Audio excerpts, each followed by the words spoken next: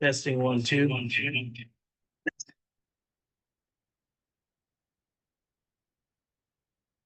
Just don't make it big. Okay, I think we're okay.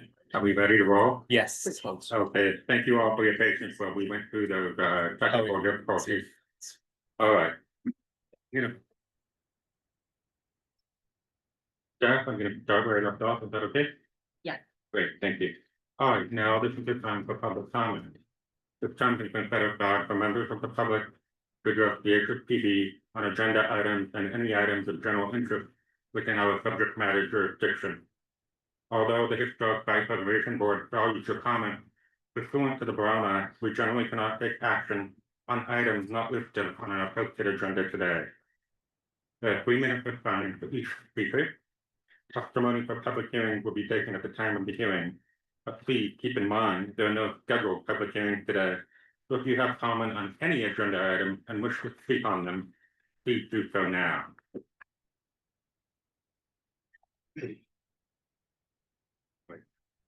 And we will start with those that are present in the room who wish to speak, and then we'll move on to those who are online.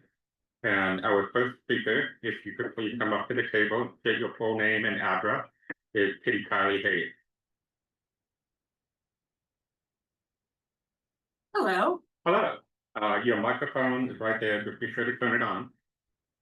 I don't know how to turn it Oh, on. there's your step button. No. There you go. This is very updating me. I'm one of the originals. I was one of the original people that sat at this table, and Jade was still in grade school. My family's lived in Palm Springs since 1909. I came to talk to you about the Avery ruins. And my mother, Elizabeth Kaufman, talked about going there to see friends when she was a child. So it was very much a vital part of the community. I'm so proud of all of you for having made it a class 1 site, and so that it will be preserved. And I understand the whole lot is that way. So I was hoping that whatever gets built there would rather match the ruins and not take away from it. I think it should be something that enhances it or coordinates with it, or is built to look like it's part of it. Doesn't make it look like it's shabby. And maybe it shouldn't be something with like big walls that stick up and glass that reflects against the mountain and the plants and the animals that are there. I wonder a little bit, what does flood control say to you? Because it seems that what goes through there is what used to be the Tockwitz ditch that ran along the edge of the mountain and through the Desert Inn and then over to CK, so that they had water for their trees. So I wonder if flood control has talked to you about this. And I also wonder if an archaeologist such as Jim Tonjes has ever talked to you about if there are any remnants of what the Agua Caliente people might have had or left there. So I thank you for your time. Thank you, Kitty. We appreciate it.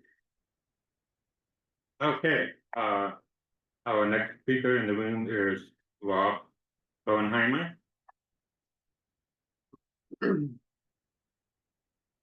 And please remember you will have 3 minutes. Thank you, Chair and members of the board. My name is Rob Bernheimer. I represent Dan Bridge and Julie Jorgensen, who are neighbors to the project that's on the Avery Field Cabins site, and I submitted last week a fairly lengthy letter, so I won't go through all of the items that are in the letter, but I did want to just highlight a couple things. You know, one of the biggest issues here is the massing, not just in terms of the neighbors. The site is about 8 feet above the street level grade and an 8 feet above grade for certainly my clients. And they're talking about a 24-foot building on top of that 8-foot difference. So you're talking about 32 feet, and it's only a few feet away from the existing home. So it's a massive building, but that massing also dwarfs the scale of the historic site. So we think that the scale of the project is out of proportion with the historic nature of the site. And then in order to maybe fix that, it should probably be excavated down to its original grade, because some of the documents that the city has shows that that grade was artificially raised when the tennis club was built. So you're not actually at the original grade of that site. Well, then when you bore down to create that grade, how is that going to affect the integrity of the site? In order to do that, we think there's a lot of interplay between the massing that's being proposed and the historical nature of the site and the integrity. And we would like you to sort of consider that. And we think in looking at the project as it's presented, it should be denied, because you can't preserve the integrity of the historical site in the way that this is presented. Great, thank you, Rob. We appreciate your time. Thank you. Staff, do we have any members online who would like to speak?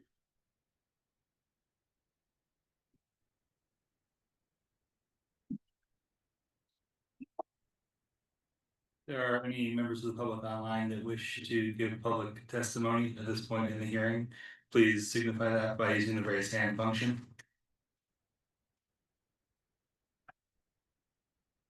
Yeah, I would say. Okay. Great, wonderful. So we will move along. And at this time, we'll be closing public comment and proceeding to the next item on the agenda, which is also on the consent calendar, where we have 3 items. The first is the approval of the draft minute from May 6, 2025. Do I have any discussion on the minute?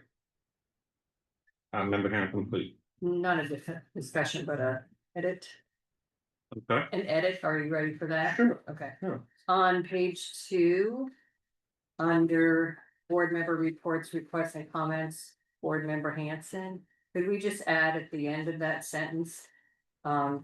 Member Hanson would also like to consider developing design guidelines for contributors to potential historic districts. Did Jeff fix that? Yes, Wonderful. we have it recorded, but hold on just a second. Thank you, Member Hanson. Anything else to add to that? No. Anyone else? Okay, great. So we have an edit to the minute by Member Hanson. And I'll call for a motion to approve. I move to approve. Great, we have a motion by Member Head. Do we have a second? And a second by Member Hanson. All in favor of the minute as proposed and edited?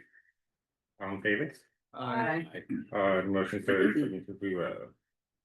All right, so moving along to our next item on the consent calendar is item 1B, a request by Wayne Properties LLC for demolition of a Class 4 site located at 1356 Hammett Road and the associated review for potential redesignation of a Class 4 site to a Class 1 or Class 2 historic resource. This is case number H. 2025-0004. The staff recommendation is to take no action and determine that pursuant to request, this action is not a project. Staff, do you have anything to add? Yeah, Okay, great. And if there's any discussion on it, we could do that at this time, even though it's on the consent calendar. And we would just approve everything in one fell swoop. Okay, so the next item is item 1B. A request by Kevin and Casey for demolition of a class 4 site located at 1880 East Chamara Road, and the associated reviews for potential redesignation of a class 4 site to a class 1 or class 2 historic resource. This is case H demo 2025-0005. And the recommendation by staff is to take no action, determining pursuant to sequence that this action is not a project. And we have made the board site visit to both properties. We're fully aware of what we're dealing with here tonight. So may I have a motion to approve those two items on the consent calendar? I make a motion to approve the items on the consent calendar. Wonderful. We have a motion by member Hare. Do we have a second? I'll second. And a second by member Marshall Hitchcock. Thank you. I'll call for the question. All in favor, please say aye. Aye. Aye. Any opposed? Motion carries 7-0. Well, moving right along. Item 2 on our agenda today is public hearing, but we have none. So we'll move on to item 3, which is unfinished business. And that is item 3A, a request by Santa Rosa PF LLC for approval of a certificate of appropriateness for alteration to the Avery Field Cabin, a class 1 landmark historic site located at the west end of Santa Rosa Drive.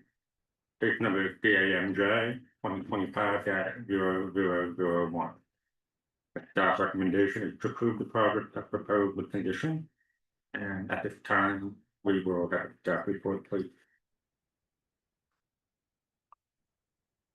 As we have a presentation up on the board, this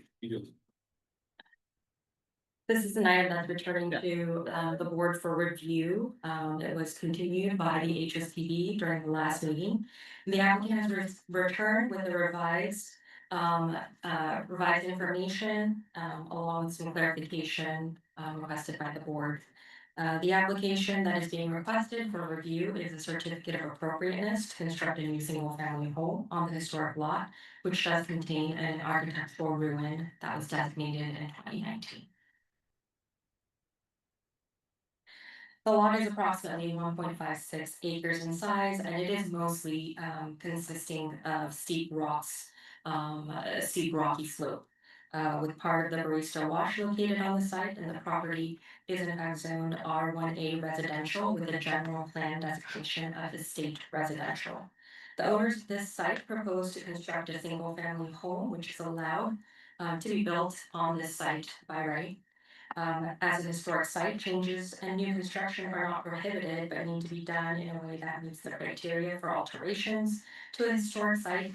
And it's also important that our historic sites and our development on historic sites achieves a balance that meets the broad community needs for housing, safety, and economic development. Before we take a closer look at the background of the project details, there are a few things that staff would like to clarify.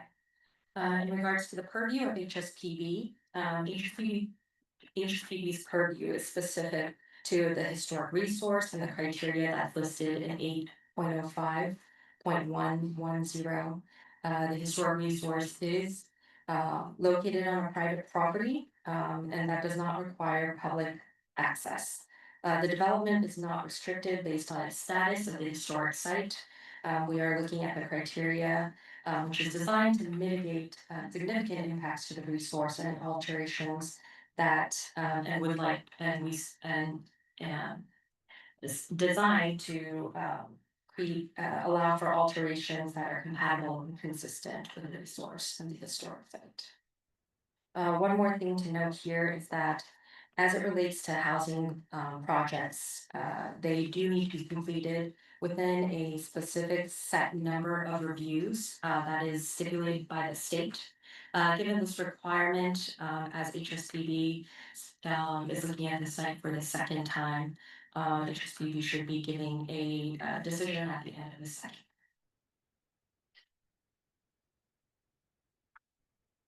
We did see this last time, but I would like to go over these images again. Here we see the historic photograph of Avery Edmund Field in front of his cabin in 1922.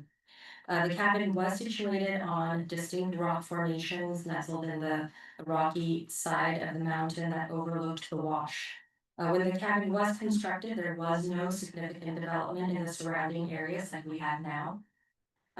When the city council designated the site as a class 1 site back in 2019, it was clearly defined as a historic resource that is to be preserved in the state of its ruin. It is a ruin site that's on our inventory. It is the only one, and so there are some challenges when we look at our criteria in terms of relatability, and we'll get to that in a second. As listed here on this slide, and in the resolution from City Council, the following were identified as character defining features. The rock fireplace, the rock and poured concrete knee wall around the cabin ruin, a concrete wall, and the stone steps that lead up to the cabin floor, presumably from the ditch. While we have little left of the original cabin, the feature that endured in the rocks tell the story about our early history in Palm Springs of the non-Native American settlers and artists that lived here. So recapping the May meeting, I'd like to go over some of the stipulations requests that were made by the HSPD to the applicant and as a continuation. This information was detailed in the staff report, but I'd like to just briefly go over them. The first point that was brought up was related to archaeological monitoring. The discussion came since this site is a ruin, of course, as a site that hasn't been inhabited since the late 1930s.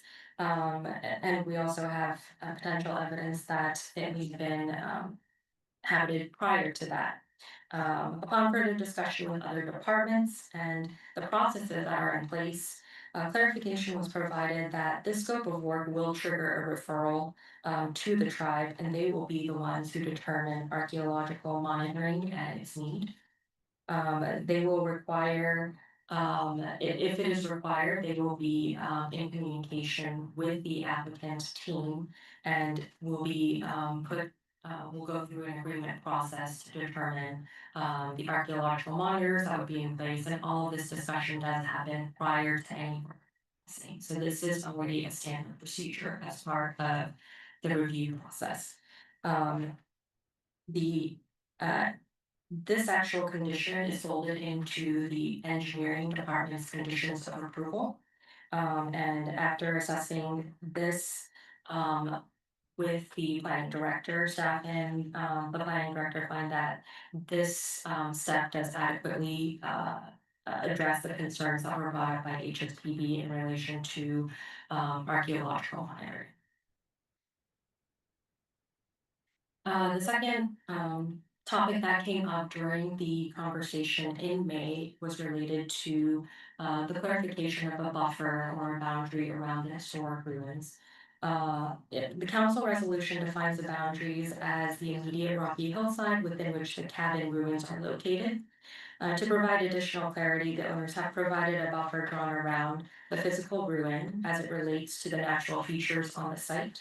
Staff recommends that this buffer be slightly expanded to further include full perimeters of certain rock outcroppings, but overall the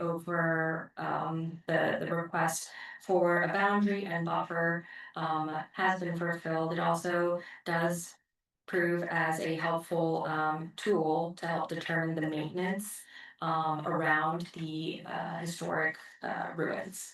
And so this information, once decided, would be incorporated into the request for a long-term maintenance plan and be distributed and disseminated with the property for future owners.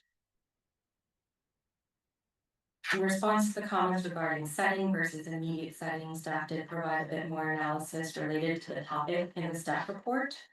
And the applicant has responded with providing professional photography of the site in its current condition, and some additional renderings related to the proposed single-family home to help better depict the proposal and its proximity to the ruins. So that all was included in your pretty extensive packet, and that information was provided in a timely.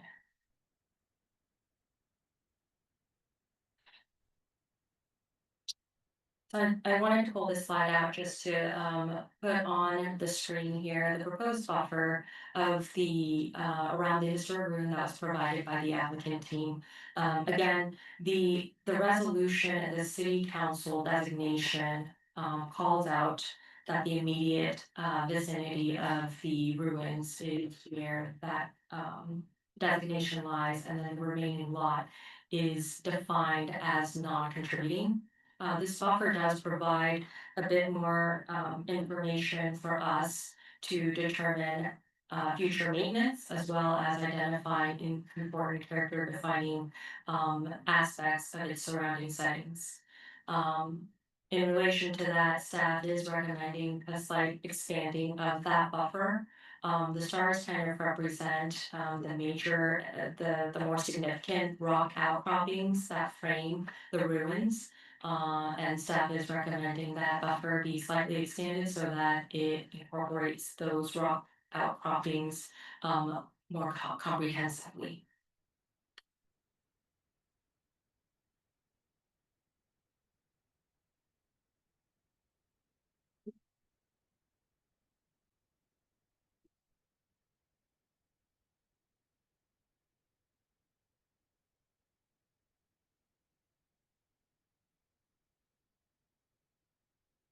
This is a site plan that's showing the footprint of the new home and how it is situated on the lot. This actually shows the lot in its entirety. It is a little bit more difficult to see. I don't know if that helps with the pointer, but the boundary lines are shown in. But the boundary lines are shown around the entire site, and then the area where the footprint is towards the plan east. And then you can see the historic resource nestled into the topography of the actual site. When you look at this and the situation of the footprint, the home is situated in a location that is the only buildable area on this site. The ruins again are up in the rocks. The home is pushed back and does not infringe on the immediate setting, and the grade change between the two lots, between the two developments, the new and the old, have a natural barrier that's been created by the grade. The home is approximately 4,820 square feet in size, and it has landscape and site improvements that will need to meet engineering requirements. Again, that portion of the review is not under the purview of HSBB. The applicant will need to meet engineering requirements as part of their approval process related to floodwaters, control, mitigation, WPMP, all of those things are incorporated as part of their reviews for next steps. We as HSBB are focusing on criteria that are before us. As a hillside lot, again, the applicant has next steps after HSBB to go forward with a design review by the Architectural Review Committee. And so there are aspects of the design that can be reviewed by our board in terms of our criteria. But the applicant is scheduled, will need to move forward with a much more comprehensive and extensive design review with the Architectural Review Committee.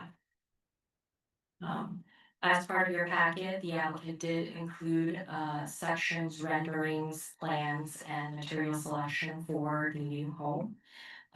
The elevations that are shown here, the north and west elevation, show the design of the home and how it reacts to the siting and the setting.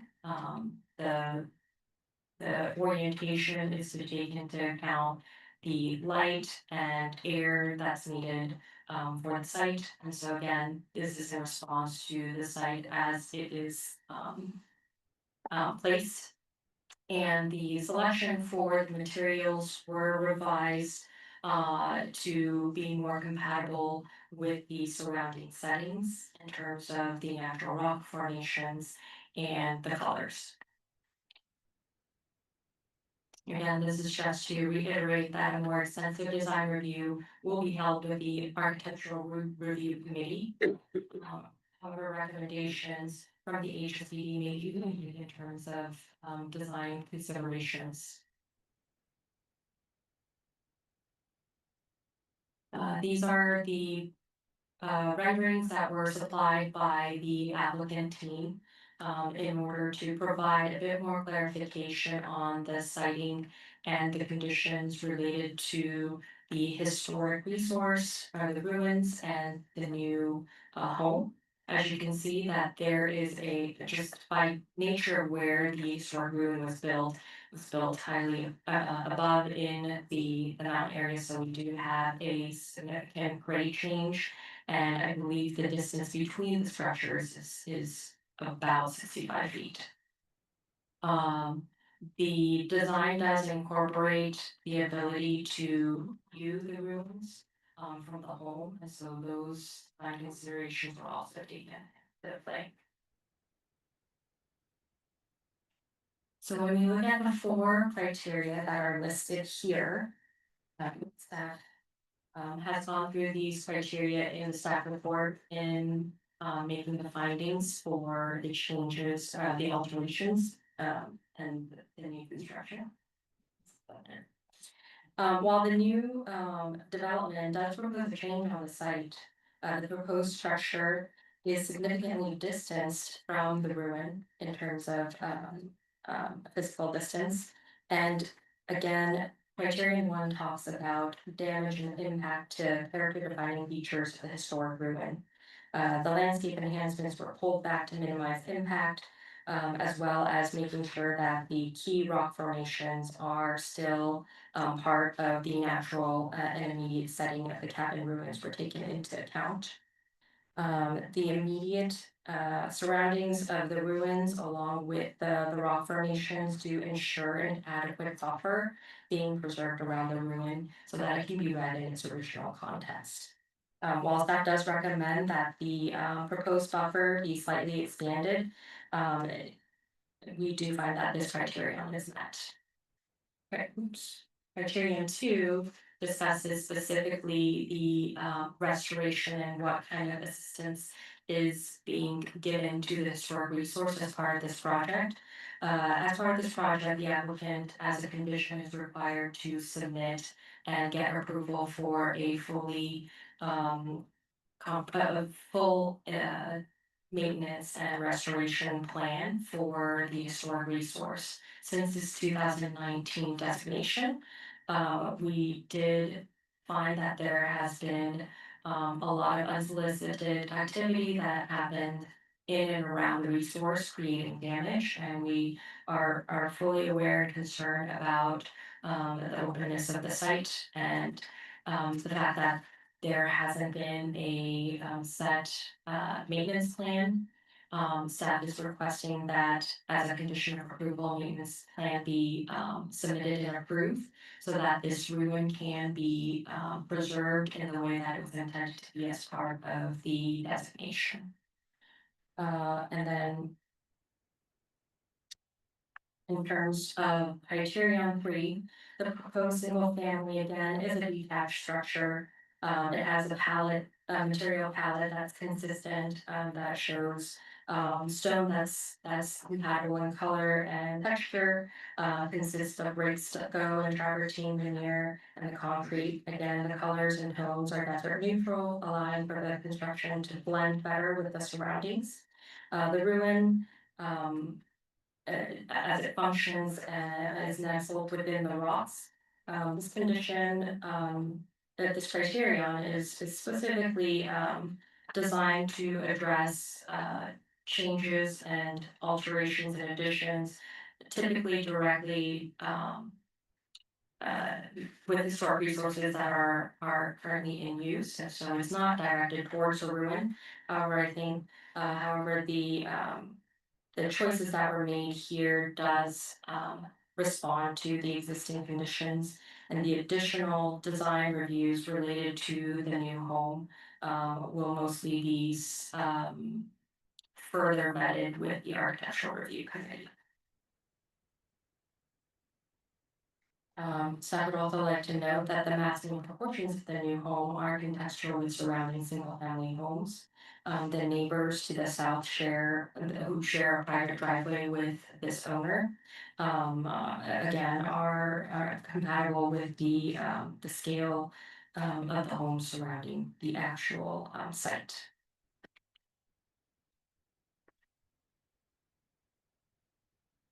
So in conclusion, the proposed scope of work again is an impact to the site, but all character defining features of the historic resource as outlined in the designation are proposed to be protected, maintained, preserved. And the surrounding areas identified as the immediate setting does provide additional information that the resource is not jeopardized in a way where it no longer conveys its historic significance. Staff finds that the criteria are met for a certificate of appropriateness with the conditions that are outlined here, that the environmental monitors will be required for the phase of grading, expanding the proposed buffer on the historic ruins, providing a long-term maintenance plan for the historic resource, and then enacting on conservation treatments to the ruin prior to the construction commencing, and then making appropriate amendments to the Millsap contract to be in line with the correct conditions of the site. In terms of the CEQA evaluation, staff as the lead agency has evaluated the CEQA and determined that the project is categorically exempt as a rehabilitation project that respects the historic resource and its immediate setting, because it does not contribute to it no longer being reflective of its designation. So with that, I can take any questions. I believe the applicant team is here to answer any questions you may have of the design of the project. Okay, thank you, Sarah. So I'd just like to remind the board at this time that this opportunity is specifically for you. If you have a question on anything that just presented, we will have deliberation a little bit later after the applicant has had a chance to come back to the table. If anyone have questions for Sarah based on what she just presented? Member Head. Yes, thank you for going over the new responses to our last meeting. When I was reviewing them, I was looking at number one, the archaeological monitoring site, and your enlargement on that was very helpful. But interestingly enough, the first sentence, it says the proposed scope of work would trigger, which triggered a question in my mind about exactly why it didn't say it does trigger as opposed to would. And so my question also has to do with, from what you've just said, it sounds as though any resolution about the determination of archaeology is left up to the tribe. Or does the city still insist, whether even if the tribe would be disinterested, would the city still take over that role? As far as the archaeological monitoring is concerned, it is a decision made by the tribe that's for development within the city. And so that decision is put over to the tribe. They are the ones who determine if additional archaeological monitoring is required.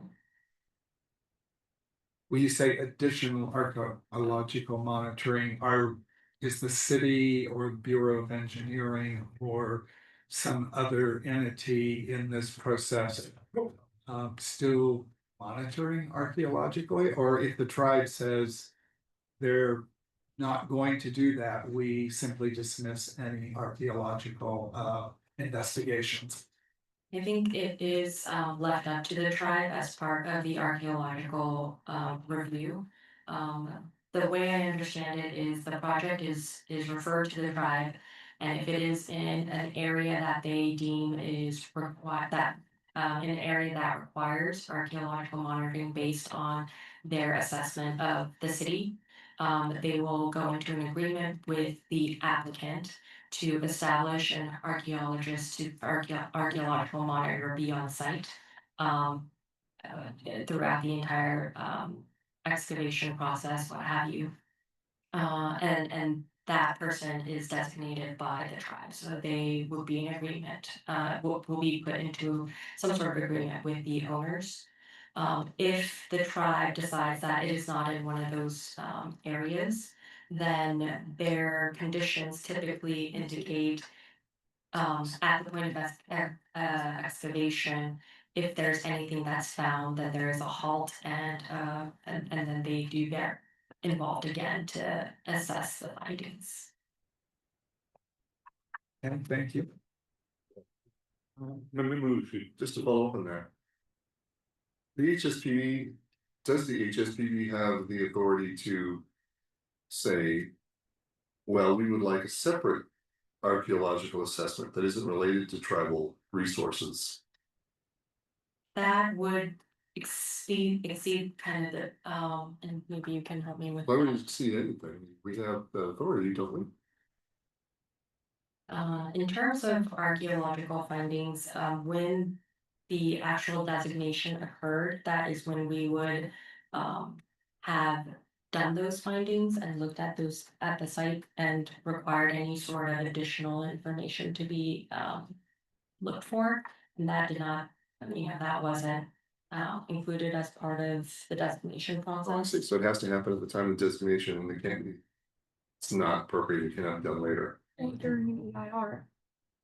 Right, or during the EIR, which would be temporary. Okay, thank you. I can just remind everyone that the couple who is ready, that would be lovely, and please wait until you're called to speak. Thank you. Anyone else have a comment? With staff at this time?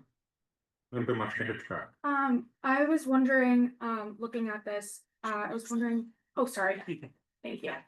I was wondering who, if it would be staff or who on staff or what the protocols are for monitoring the site during construction and then making sure that the plan is implemented after, because maintaining the site and protecting it was a condition of the resolution and that didn't happen. So, yeah.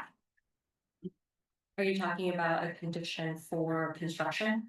I'm talking about both. There's a condition about the construction, during construction, monitoring if the, seismic, whatever monitors go off, there's a condition that all work must stop and city has to get involved, but is there anyone from city, that's like a self-report, right? Basically, correct? There's a self-report process, yes, and that's part of their conditions, and then all construction sites have inspection points. And so we'll have inspectors on the site at certain points of construction. Okay, and then. All right, that answers my question, thank you. That question, thank you. And then on the conditioning that the new owners, produce a preservation and maintenance plan.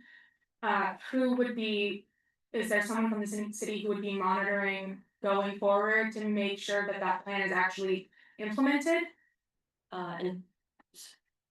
So it's 2 ways. So the maintenance plan is a request, it's a conditional approval that would be reviewed by staff.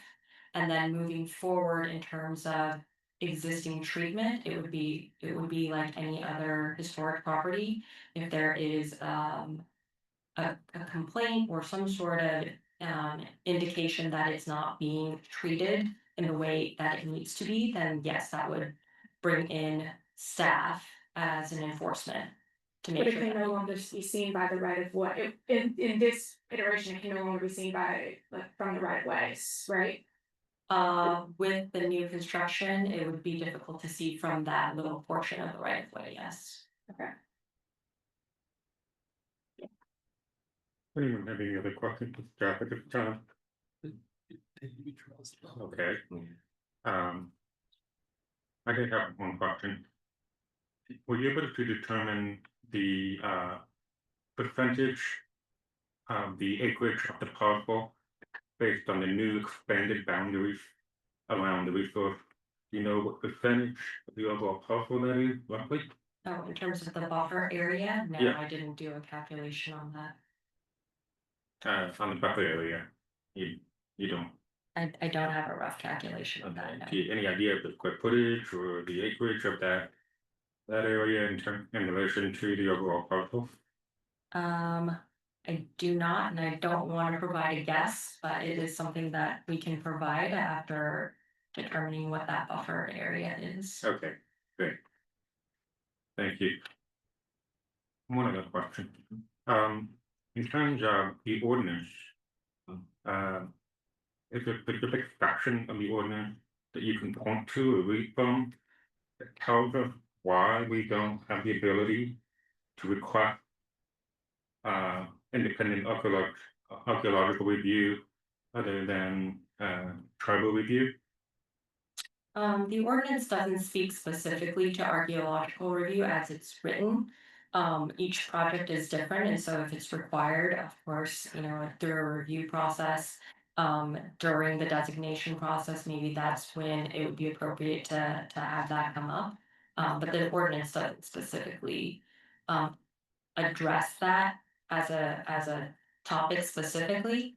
But I think we need to be cognizant of the project in front of us and to see what the objectives are and the reasonable ask here is, and the archaeological piece as it relates to tribal history, I think was what was brought up at the previous meeting. And with that, I think that there is an archaeological monitor there for excavating and bringing forward any changes or any findings that they have on the site. So, Okay, thank you. That clarifies. One more comment from One other everyone. question for staff. Mhm. Yeah. Here it is, okay, I'm curious, so, part of the condition, of the approval is the amendment of the Mills Act agreement. And I just was wondering, why, if you could explain that a little bit, and why the Mills Act has to be, amended if it's all in line with this Secretary of Interior standards. So the Mills Act contract, most of the time is boilerplate language. And so it didn't really, there were aspects of the Mills Act contract that did not take into account the site of this particular property. And so we wanted the applicant to go through and look at the amendments, look at the conditions for that and see if it still maintains its compliance. If there are elements that are not compliant, that we need to address those. Such as, like, if it didn't meet the requirements, or what is it about the site that? I believe there were aspects related to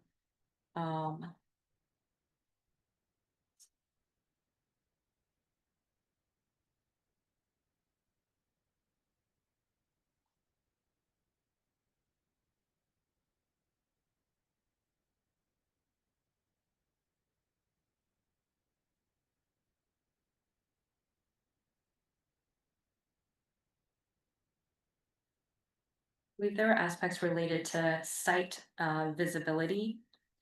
And how it relates to that becomes part and parcel with allowing the actual site to be developable. So I think that there were some disconnects there. I don't have the exact language up on for this one right now, but it was a balance between ensuring that the site would still maintain its ability to be developed as a by right use, and allowing for that Mills Act and what the boilerplate Mills Act language said about site visibility. Okay, so the Mills Act agreement had to be amended to allow for the development? The Mills Act contract, because it's an agreement with the city. The city, we need to make sure that all aspects are in compliance with each other. Right, so the Mills Act would just need to be amended so that the development could happen. Well, and so the again, we have to render the fact that it's a site specific condition, and the Mills Act contract did not take that into account as boilerplate language. And so it's revisiting that language and making sure that it is site specific. What's the site specific conditions that, It's related to being able to develop the site. And making sure that it doesn't render it undevelopable. so the development doesn't render it undevelopable? Again, it's to make sure that those conditions are in compliance, and I don't have the language in front of me, is that something that you can? And again, the Mills Act contract is something that is granted by city council and not the purview of HSPB actually. Okay, so they are, so yeah, the Mills Act agreement is the owner planning to take advantage of Mills Act tax credits? Or Mills Act, of the Mills Act The agreement? property is currently under a Mills Act contract.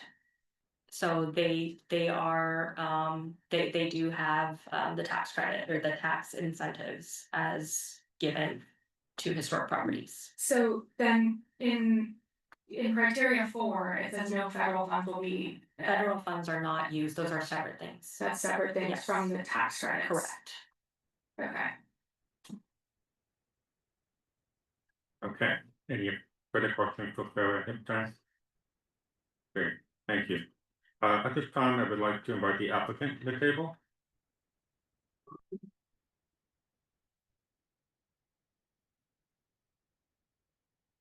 Please state your full name and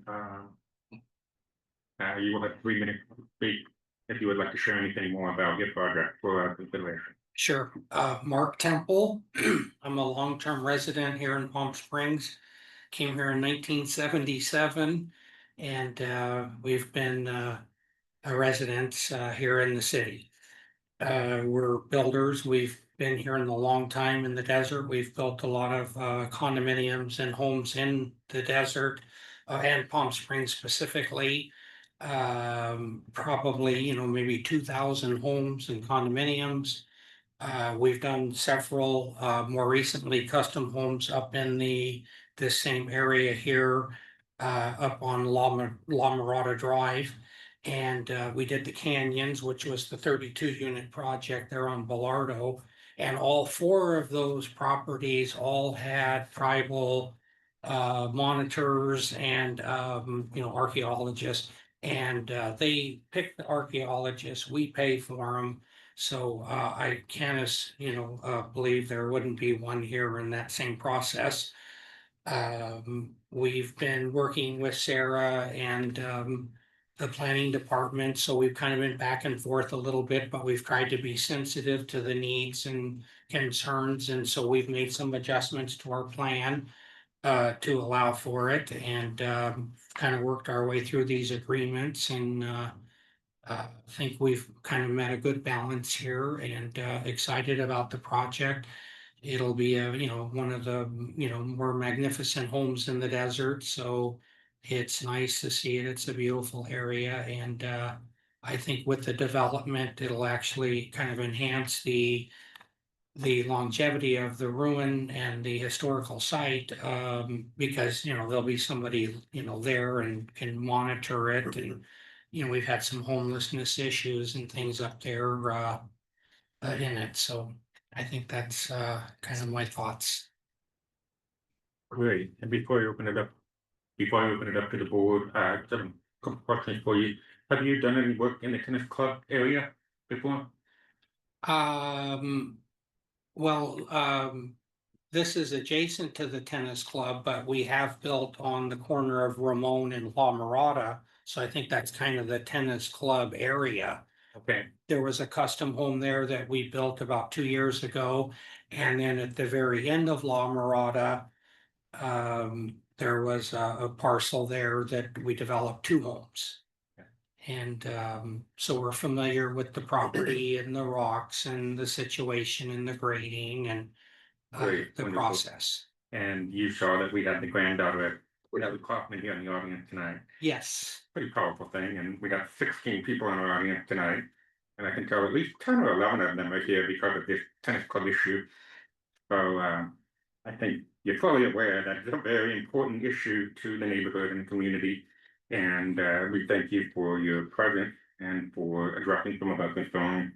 I really appreciate it. Does the board have any questions for Mr. Semple? No? Oh, yeah, we have one here. Member Marquez, please. Yeah, I do have, Microphone. thank you. Yes, I do have a question. I was basically just wondering, and this might honestly be for staff as well, but why a fence wouldn't accomplish the same goal earlier of securing the site? oh, I'm not sure if I understand when you say a fence, Securing the site, one of the arguments is that this secures the site and so aids in its preservation. But a fence could have. sure, it could be, part of it though is we do share, an easement with the neighbor that access there. So we would have to kind of have a more permanent type of fence versus just like a construction fence to, Yeah. you know, to do that. Yes, that's right. Anyone else have any questions for Mr. Temple? Do you have anything else you would like to add at this time? I don't think so, but I appreciate your consideration and Right. Sarah's work and kind of back and forth and stuff. We appreciate your flexibility with staff and for being here tonight. Thank Sure, you. our pleasure. Thank you. Okay, so at this point, I will open it up to the board for further deliberation and any further questions you might have for Sarah or Tony. Does anyone have any deliberation or questions? You go. Member Hanson? Just a couple of general comments, just to reiterate what Sarah said, that. There are a lot of issues and concerns, with the community about this project. That are outside of the purview of this board. We're really limited. To what the ordinance gives us the authority to do, and in this case, we're looking at. The impacts of the alteration, in this case, new construction to a class 1 resource. In accordance with the criteria of the ordinance. And it's a little bit awkward in a case like this because it's not a building. And the ordinance is very much sort of geared towards buildings, both individual and historic districts. And I think even when they designated it, I wasn't here then, but it was probably an interesting process and a good discussion process to talk about a ruin that I think the community sort of feels like is as a community asset and something that people feel something for it, even though it's on a private piece of property now. In terms of access to it. Having said that, I think one of the things that maybe came up last time that we skirted around a little bit here was, last time I think we were talking about, well, let me go back and say one thing. I'm actually pretty comfortable with the tribal process. I mean, I think they have an archaeological study. They know where everything is, they have probably even more than what you would consider to be a sensitivity study. So certainly going to the tribe and asking them, is this something that's important? You're going to get the outcome you want. I think one of the things we talked about last time, though, was the potential for maybe historic archaeology associated with why the property is designated. And it may very well be, and you've explained that maybe we can't ask for that now, but you could potentially have an archaeologist who walks that site, says this particular section of this has been disturbed quite a bit. But you're saying we couldn't actually add that now as a condition to also have a look at not just the prehistoric, but the historical archaeology associated with why the property was designated, That study, saying the ship has sailed on that. yeah, the study would have been included as well. Well, I think, I don't know, maybe it's a good lesson too for when things like this come up next time. Because I really think the site, first of all, should have been categorized as an historic archaeological site. That is a ruin. So that may have, it's kind of moot now because we're past that and that opportunity. And the city council has done what they've done in terms of. How they designated and what they considered significant. But I think, it's not really. Our place to say that this house can't be built. And I think the sequel process, I guess I'm just curious when, and you probably don't know, and I don't know if the case planner is here for that, but. Even back when there was an initial study done and you have to check a little box that says, is there a potential to impact a historical resource? Is there potential to impact an archaeological resource? And you have to check those boxes. So I don't know what happened at that point, but It's a public record. Okay, thank you, Member Hanson. well, actually it wasn't done. But if you wanna have somebody else and I can come back, that's fine too. Great. anyone wants to Member comment. Hare, please. I'm not sure if it's still a moot point, and I'd like to go back to the. Archaeological aspect that I mentioned earlier, partly because of what the response to Peter's question.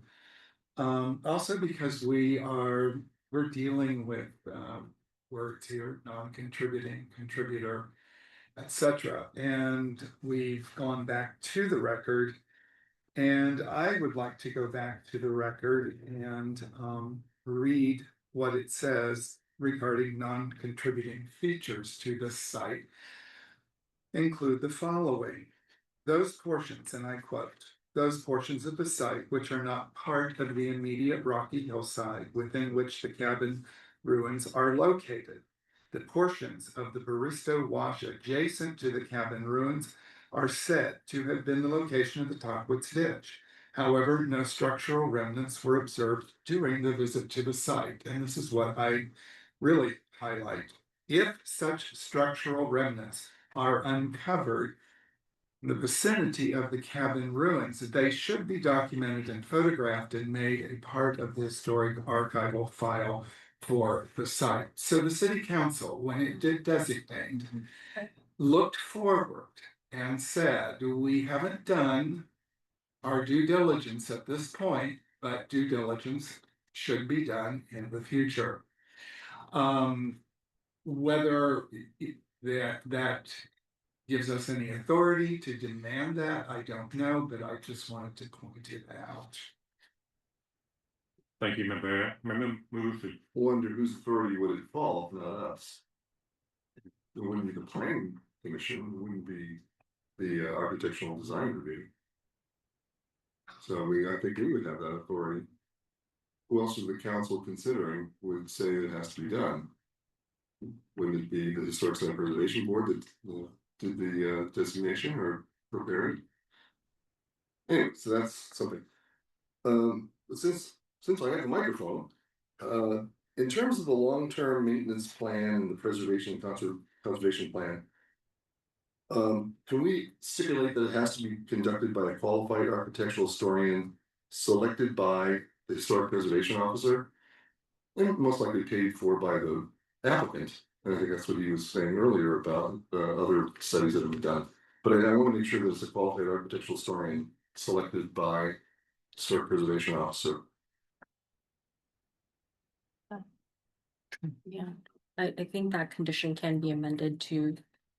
Yeah, I think that condition, because it's a condition requiring a maintenance plan to be created.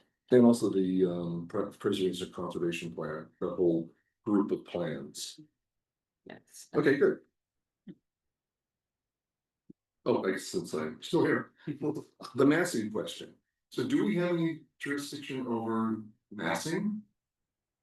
saying that it impacts negatively the overall resource in some way?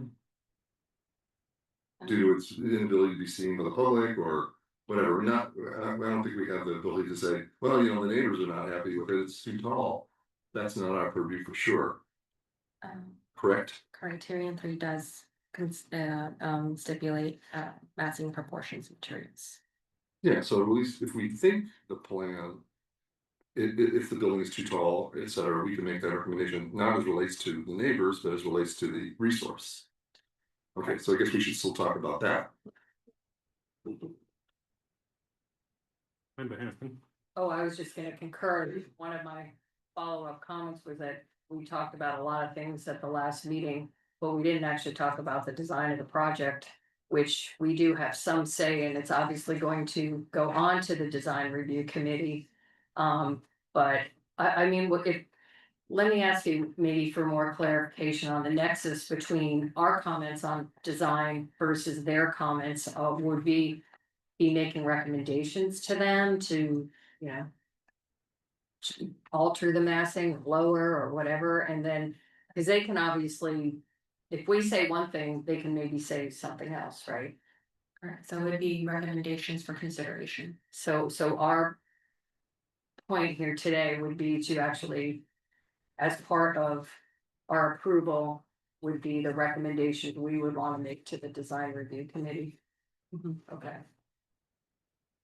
Absolutely, great point, thank you.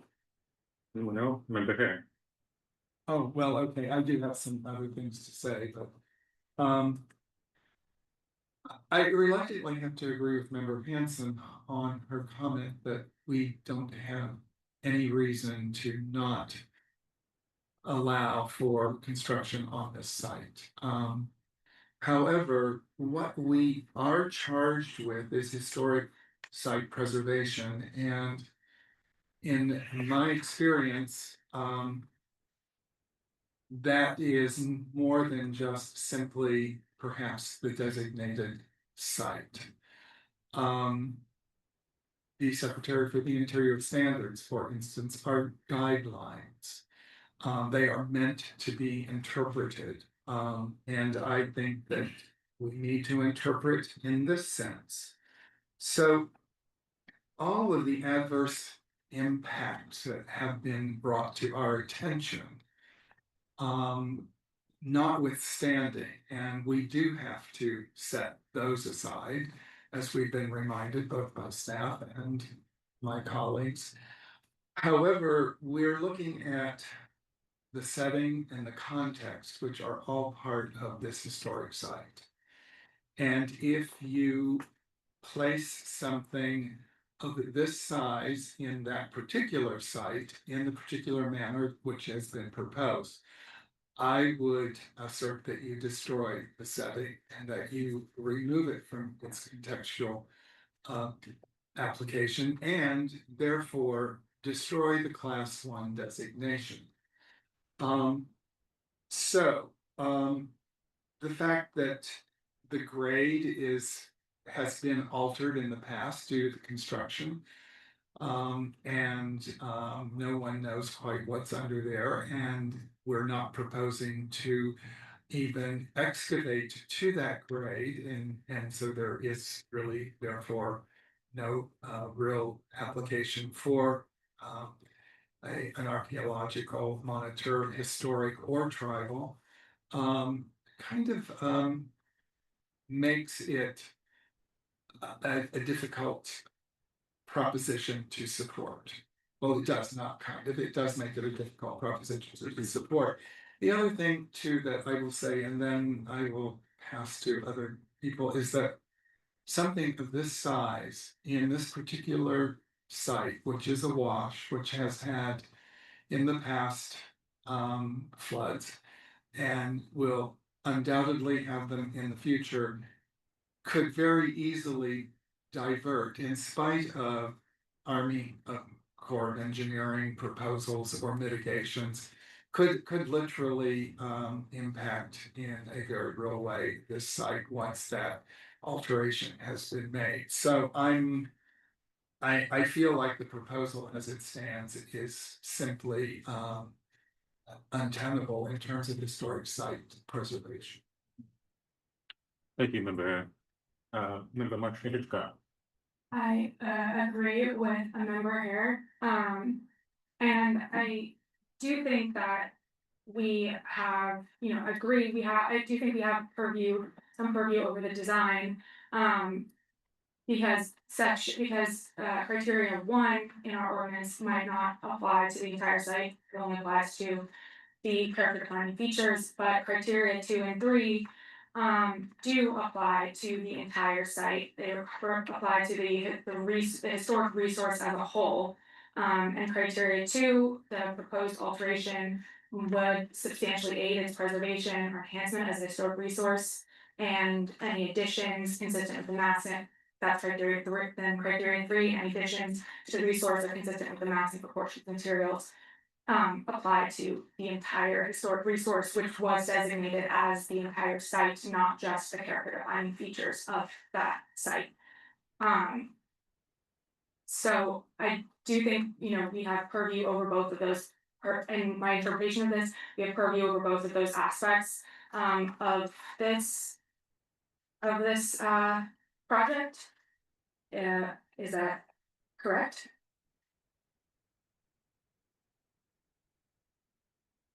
Sorry, what was your question? If we do in fact, if criteria 2 and 3 of the city ordinance do in fact apply to the entire site rather than just to the character defining features. Again, you have to look at the designation, and the character defining features were identified to address new additions and the massing and the proportion. So I think we have to take it in totality.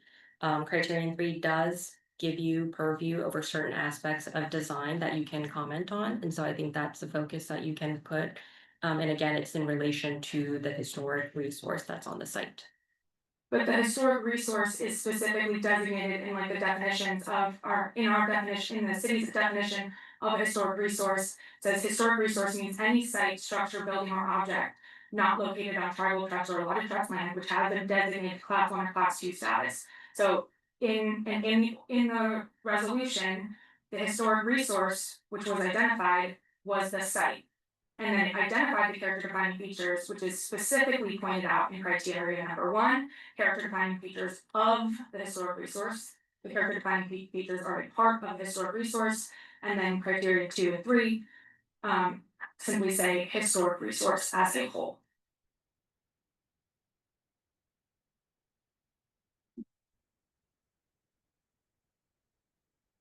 Going back to the resolution, the language there for defining character defining and non-character defining features is to help assess and assist in future changes. And so again, yes, the entire designation is the parcel, the designated and contributing pieces of that. I mean, you need to take that into consideration as well. Right, and that's what criteria 1 is for. Correct. Oh, yeah, member Muruki. Didn't we request that the city attorney review this question specifically last time? In terms of the designation. Yeah, in terms of interpreting what the member had, yes, Master Hitchcock said. So Because I think I brought that up too, that do we have, based on, it seems like there's conflicting interpretations of whether the character defining features can be specified in the resolution, but even though in the broader sense, the resource is the entire site. Well, which is, doesn't the attorney have to say, well, actually, the way we look at it is blah. I mean, do you have the authority to tell us? Well, no, it's gotta be the character defining features, which are the key to here, and you can't consider the entire site as the source. key features are identified for that reason, to be able to focus in on the resource and make those findings for future alterations and how they impact those historically contributing features. So that's the way that this ordinance and the resolutions are written. That's why we go through the exercise of defining historic features versus non-contributing features. It's to aid this process and to identify the exact resource that we're dealing. And That's right.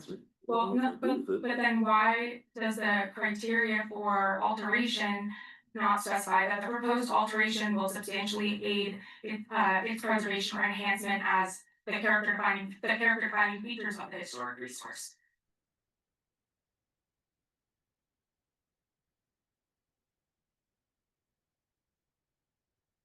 Which So, criteria are you Yeah, so speaking to? criterion two, if we were really talking about just the character defining features was, as you said, then why isn't criterion two written that the proposed alteration will assist in restoring the character defining features of the historic resource to their original appearance where applicable, or will substantially aid in its preservation or enhancement as the character defining features of the historic resource?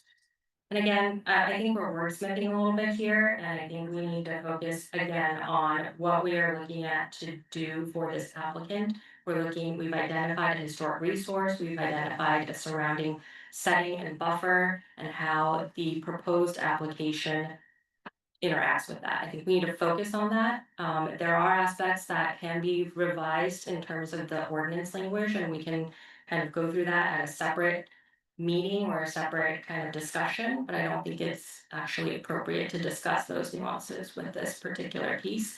I think we look at the project that's before us, we look at the focus of what the historic resource is, which has been clearly identified in the resolution. And we look at the again, the criteria here and how it can be applied to a ruin. It's not perfect.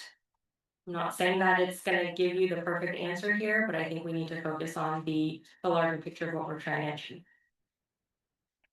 Thank you, Sarah. We did receive a few letters from the community, and 2 or 3 of those letters raised great concerns about the mapping, the scale, the height, the proximity of the potential new construction to the south side of the tennis club condominium. I think those are all very justifiable and understandable concerns. So part of our purview is around the mapping and the design.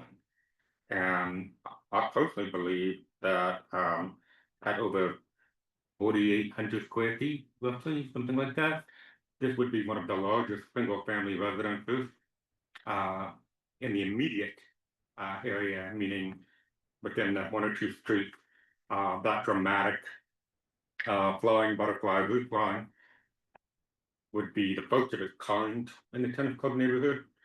So that scale and that type of modern day modernism, so to speak, is kind of out of keeping with the character and the feeling.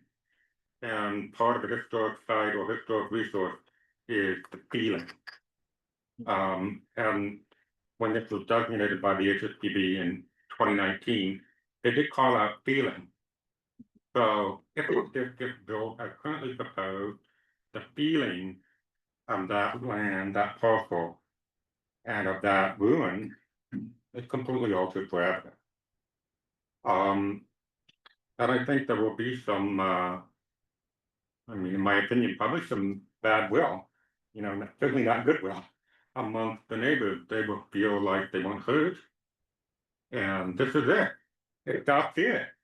So it's really crucial that if we have concerns about design or mapping of a potential project that may get built, that we state those now. I've said what I believe could be changed in terms of the height of that flying roof line and maybe bringing the potential new construction away a little bit from the back of the tennis club condominium. So does anyone else have anything to add on there? Member Bachman, please. Following up what Jade was just talking about, it's the issue of dominance. I think the proposed design is not necessarily supportive of the existing historical ruin, but it is dominating. How it dominates height, proximity. Do we have any jurisdiction over other than saying we don't like it? Or can we say it should be shorter, or the mound it's being built on can be reduced, or so that, or materials, or how far? What are the limits? So you certainly have a fair amount of domain when it comes to that. As you start to move your deliberations towards coming up with those potentially conditions of approval or conditions of the project, I guess I'll say. I would just ask that you, as you kind of develop those, make sure that they are kind of clearly defined and each one is clearly tied back to one of the three criteria. So that it's really clear, like, we are perceiving this impact on the historic resource, which is objectionable because of this criteria. Or criterion, I should say, and we are asking the architectural review board consider this recommended solution that would allow it to comply with the criteria. I don't know if that answers your question. It sort of does, but I'm referring to number two, the enhancement as a historic resource. And in combination with what Jade had mentioned, the adjacent tennis club. Is the tennis club anything we should even be, I totally hear it out in the audience and the bigger Absolutely, picture, and there's yeah. an issue for this site, but is that anything we should be concerned or able to address in any way? I think that in terms of the kind of four corners of your review, really should stay pretty tightly related to the historic resource on the site. And that's not taking anything away from the concerns of the community surrounding. But really, as you go through the different criteria, they really are focused on the site, its ruin, and the impact of this proposal on that resource, rather than a kind of an outward facing to the tennis club or the neighboring properties. Yeah. Thank you. Thank you, Member Bachman, Member Vogt or Vice Chair Vogt rather. To kind of tag on to his point, if we say, if we were to attempt to approve the project, per se, but we feel the massing is too big, can we specifically state the roof line should be lower? Specific aspects to the actual size. Yeah, the conditions of approval that you push forward out of this session and kind of send up, as they would really be recommended conditions of approval or recommendations to the architectural review board, but you can get as specific as you feel is necessary to appropriately address the criteria. Okay, Member Marcia Hickok. Yeah, going off of Vice Chair now and Member Bachman, I have a question for her planning director, assistant planning director, which is that we're not taking into account the single family homes. I'm confused by that because the staff report makes mention of the massing and proportions of the new home, that they are more contextual with the surrounding homes as a reason that it meets the criteria of criteria 3. So are we taking it into account or are we not taking it into account? Right, Sarah, speak to that as the author of the report. I think that was added in as a description for where that project stands, but again, I think the assessment for criterion 3 is that there are aspects of it where the massing in its direct relationship to the resource isn't a perfect fit for criterion 3 because we have a destroyed ruin. We don't even have the full cabin here. And so asking for massing compatibility of a ruin that is basically a chimney and a floor is not inconsistent. It's not consistent with the way that criterion was written. I think Member Hanson touched on this really briefly too, but it's not a perfect fit because these criterions were written for a different type of resource, not a ruin. For what it's worth, this is what we have, and so that was an attempt at trying to bring some context to the site, in terms of where it is, but it's gonna be a hard fit to say that any sort of massing is going to be, in context with the ruin.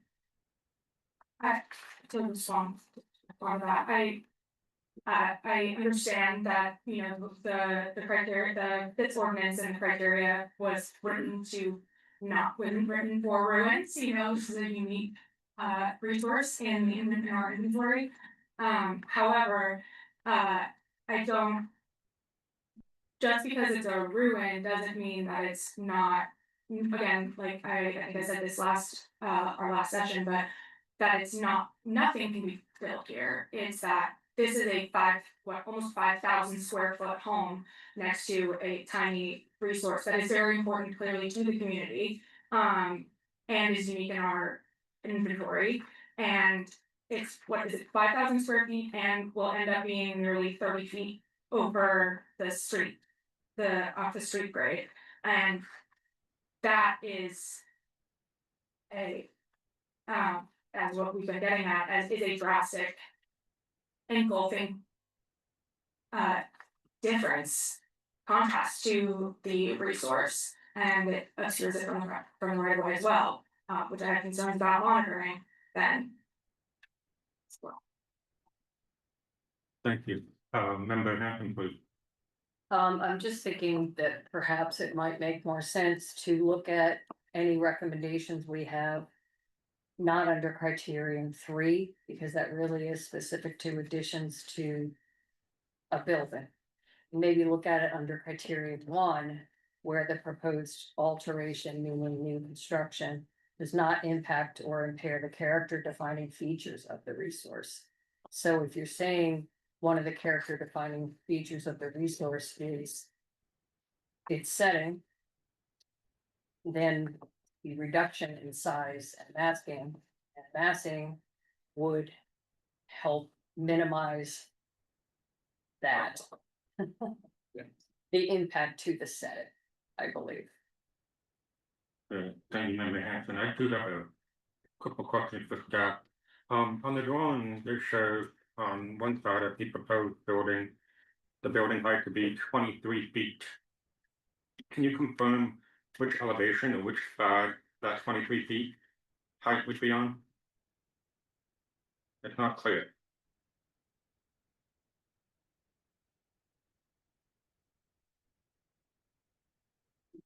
You're looking at the west elevation? So that would be the west facing elevation. Okay. That roof line would protrude Right. into the direct line of sight So the of the tallest, view of the people looking for the mountain.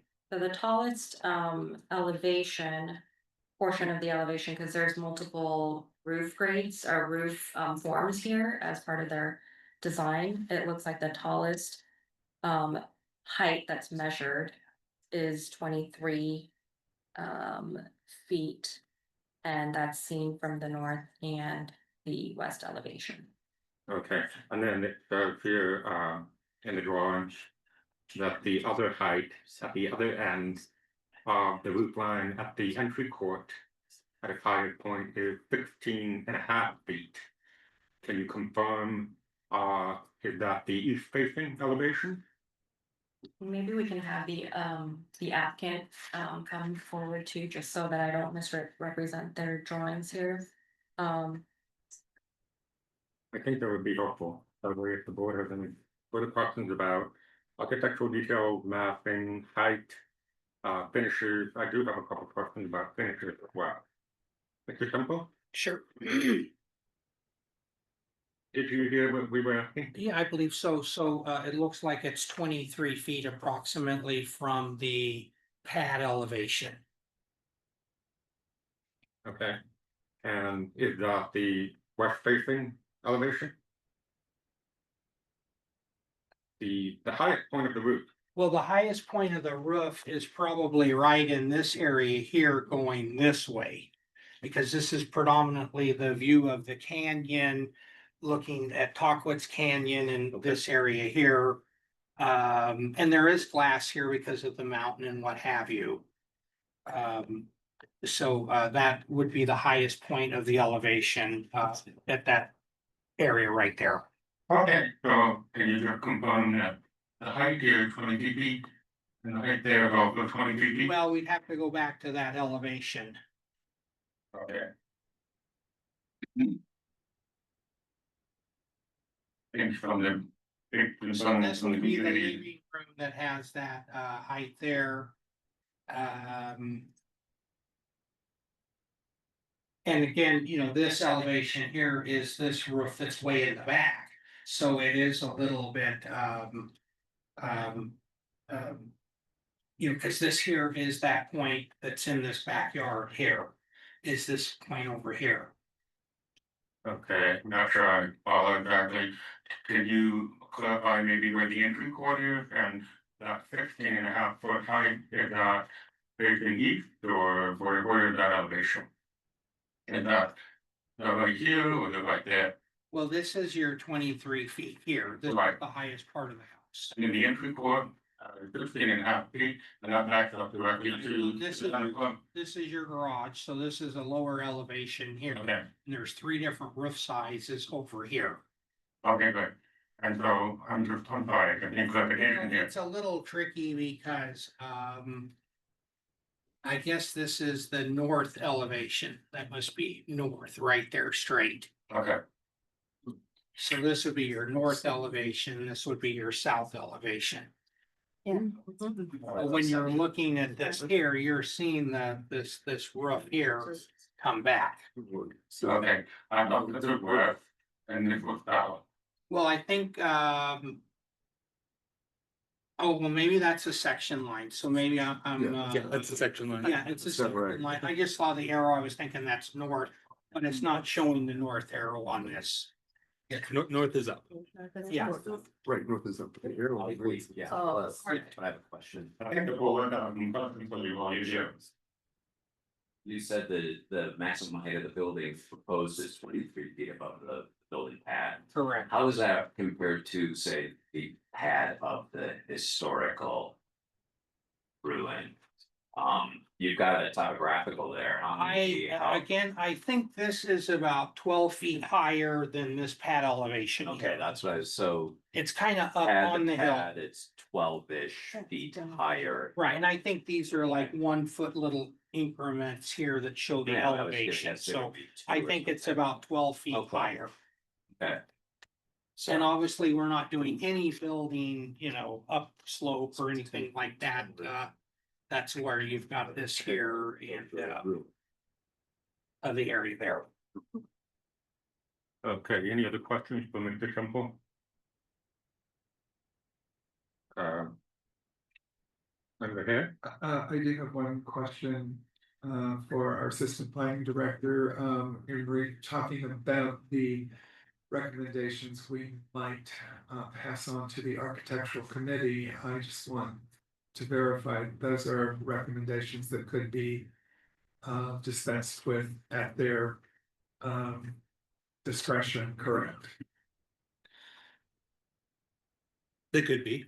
I mean, honestly, they could be. I think the way projects of a different type, so commercial projects, for instance, that go through planning commission first and then to ARC. In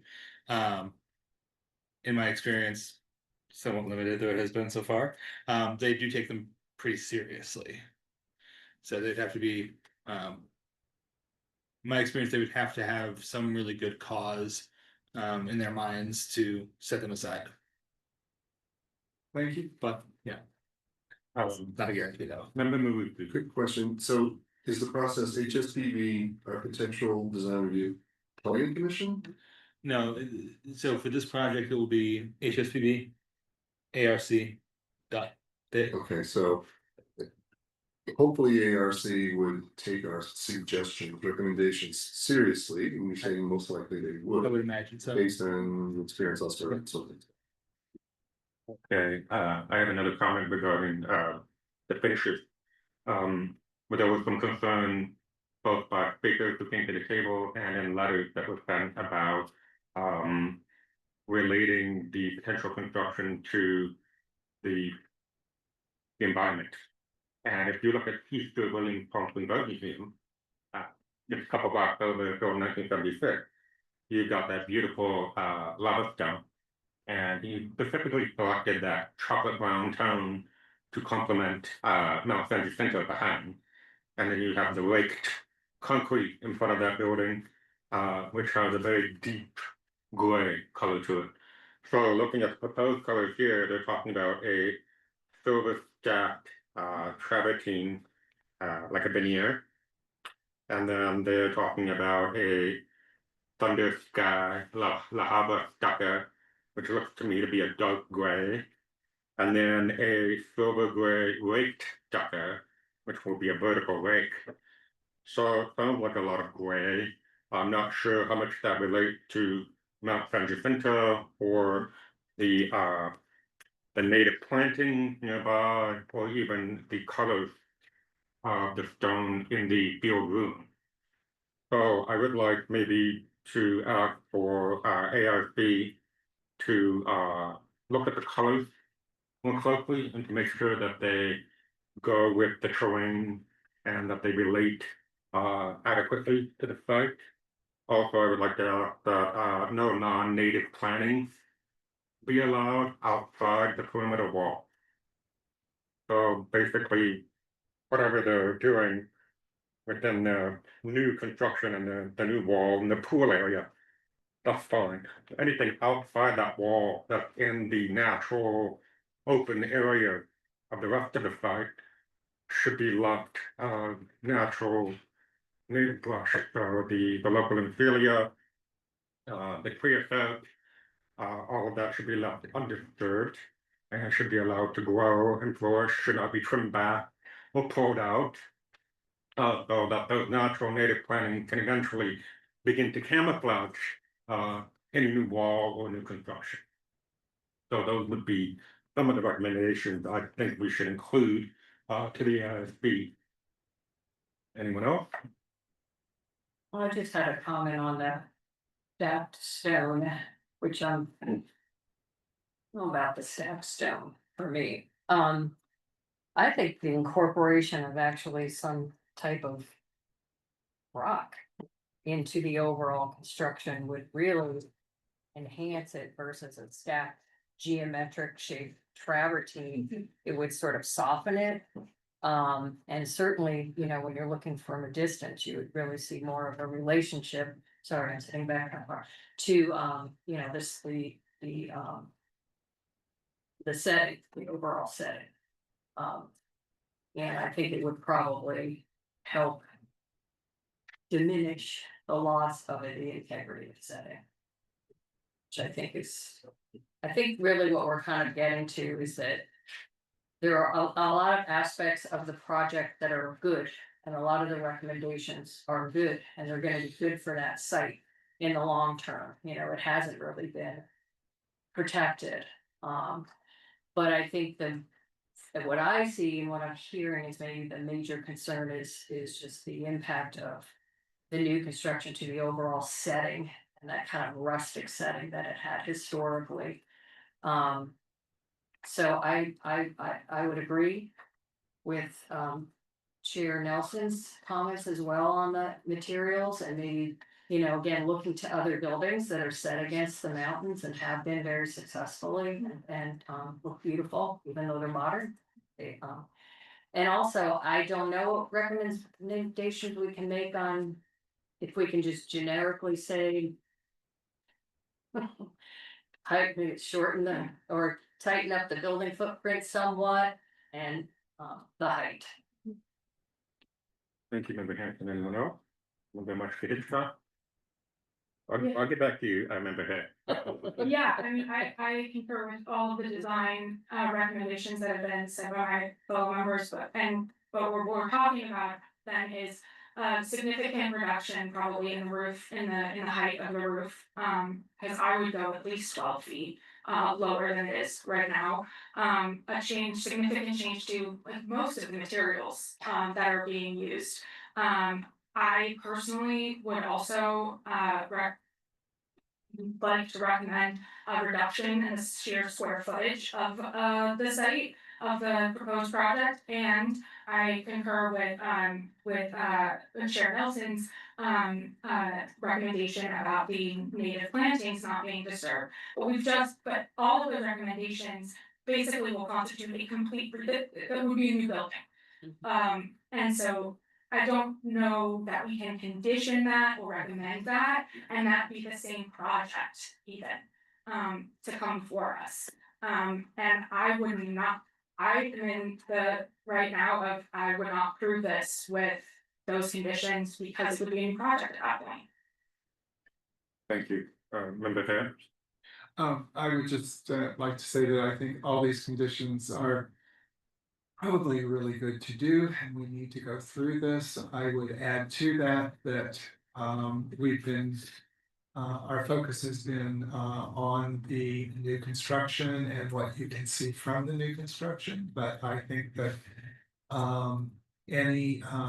I think the roof line should be lower so that when one is at the historic site, the view has not been disturbed, that you still have the original view shed. Having said that, even if that were met, I'm still very leery about giving the certificate of approval based on what conditions may or may not be adhered to. Thank you, Member. Member Bachman, please. I just wanted to add, I agree with everyone's comments about just reducing visual impact of the proposed building, height, material, all those things, size of the footprint, a proximity to the historical material. But one thing that hasn't been mentioned is the house can be made shorter, but the site can be reduced also. Does everybody, if you just knocked down the site, the grade 6 feet, does that house work then as proposed? Or maybe not? I'm seeing. I just don't know if there might be engineering implications to that. That we Right. would be aware of, Or so, flooding. yeah, so I don't know if we could say that. Right, it's just a suggestion that the possibility isn't just to knock the height of the building, but knock the pad down, the actual grade of the initial, and that could be worked out, I'm sure. I don't know, I'm not an engineer, I don't know the site that well, but it doesn't, the adjacent properties are all lower. I guess the way I think of it at this point is, it's going to go through a whole process. This is kind of the beginning. And, this isn't the end. It's the beginning probably of a much longer process. And, we're looking at the impacts. We can recommend what we can. And then it goes through a process from there. There's going to be a lot of other considerations besides the impact of the setting of this historic resource for this property. Okay, Member Murphy. Well, I think it just goes to the architectural review and that's it. Yeah, well, I mean, there's a lot of internal processes that it's gonna go through. Also, Engineering, yeah. For example, the engineering, and then they're gonna potentially trigger archaeological monitoring and more information in that regard. is that right? But they'll still need to go through a permitting process. Yes, engineering will be involved in terms of providing additional comments related to the site specific to. Whatever it may be, grading, excavation. I mean, they still have a lot more to uncover, if you will, on how to deal with the site. But in terms of a review process, HSPD is a review process. As it relates to the historic resource, ARC will be the review process as it relates to the design, so. I have some recommended language I would just like to share and see what people think. So this would be our message to the architectural review committee. The HSPB has concluded that the proposed new construction is too large in square footage and the height is excessive because these aspects significantly impact the historic setting of the ruin as a historic resource under criterion 1. And then the question, should we recommend a specific height? The only thing I would do is maybe flip that, start with under criterion one. Oh, under criterion one, the HSPP is included. Yeah, I really think we need to. Make sure the view shed from the historic site remains. If you just say lower it, it could still obstruct that. And I'm not even sure I like that. Okay, that was just something I suggested. Good point. Not much discussion. Well, my question is, do we even have purview over the rest of the setting of this? Like, I thought we established that we don't have purview over the setting, at all, or the setting category in criteria one. Yes, we It's do. not, well, it's not designated. it doesn't, yes, it is, Right. the whole site is designated. I agree with you, It but doesn't matter, you can have a change on a non-contributing portion that affects the contributing portion, that's what we're really looking at. okay, I agree. I just thought that we had gotten guidance from staff otherwise, that per criterion one applies only to the character device. Or particularly criterion one only applies to the character defining features, which is what we're basing this. Yeah, that's not correct. It's as she defined it. agree. Okay, Could I ask Sarah to just show us, where's our actual recommended motion? That we would, before we get there, I do have. oh no, I didn't wanna make a motion, I just Okay. wanted to get to, what exactly are we doing? What's the proposal? You know, that we're doing, yeah. Do you wanna respond to that? Or, What page is it on? Oh, I see, I'm sorry, it's on page two, in the middle, recommendation, okay. So would we then, with these conditions, and then we would just add. In addition, the HSPD makes the following recommendations to. Okay, can I just, before we get there, I think it's great, by the way, that. Staff expanded the buffer, I think that really makes a difference to the site overall, so that was really great. And I understand the environmental monitors now, specifically with regard to the Native American, the tribal input. Did we or did we not say pursuant to his member Ayers' discussion of the actual designation established that we could ask for a monitor or an archaeological. I'm not gonna call it a survey, but I guess it would be an archaeological survey. Pursuant to potential historic archaeological finds related to the designated and contributing features. Is that a possibility based on the language in the actual designating ordinance? you, Sure. So I would say that my view is that based on the language, if such structural remnants are uncovered in the vicinity of the cabin, they should be documented and photographed and made part of the historic archival file for the site. My read of that is that it is anticipating a future potentiality and not necessarily, so like if. But there is a potentiality if they're gonna dig out the site. Correct, so if through the development process. Additional structural remnants are uncovered. In the vicinity of the cabin ruins. Then. But who's gonna decide that? Mhm. Do you have a? So what I would suggest that that language, that the condition that. Language seems to suggest to me. Is a condition. Requiring the applicant to stop work if structural remnants are uncovered in the vicinity of the cabin ruins. And then for the documentation thereof. But what I'm saying is, without a qualified person to say there's a structural ruin here, they might think it's a rock. Might think it's a piece of board, you know, you have to have somebody who knows what they're looking at. to Be able to make the determination that it's a structural remain. I think we could, and I can get more clarity on this, but in terms of the process that's in place for the tribal investigation as well, because they must have a process of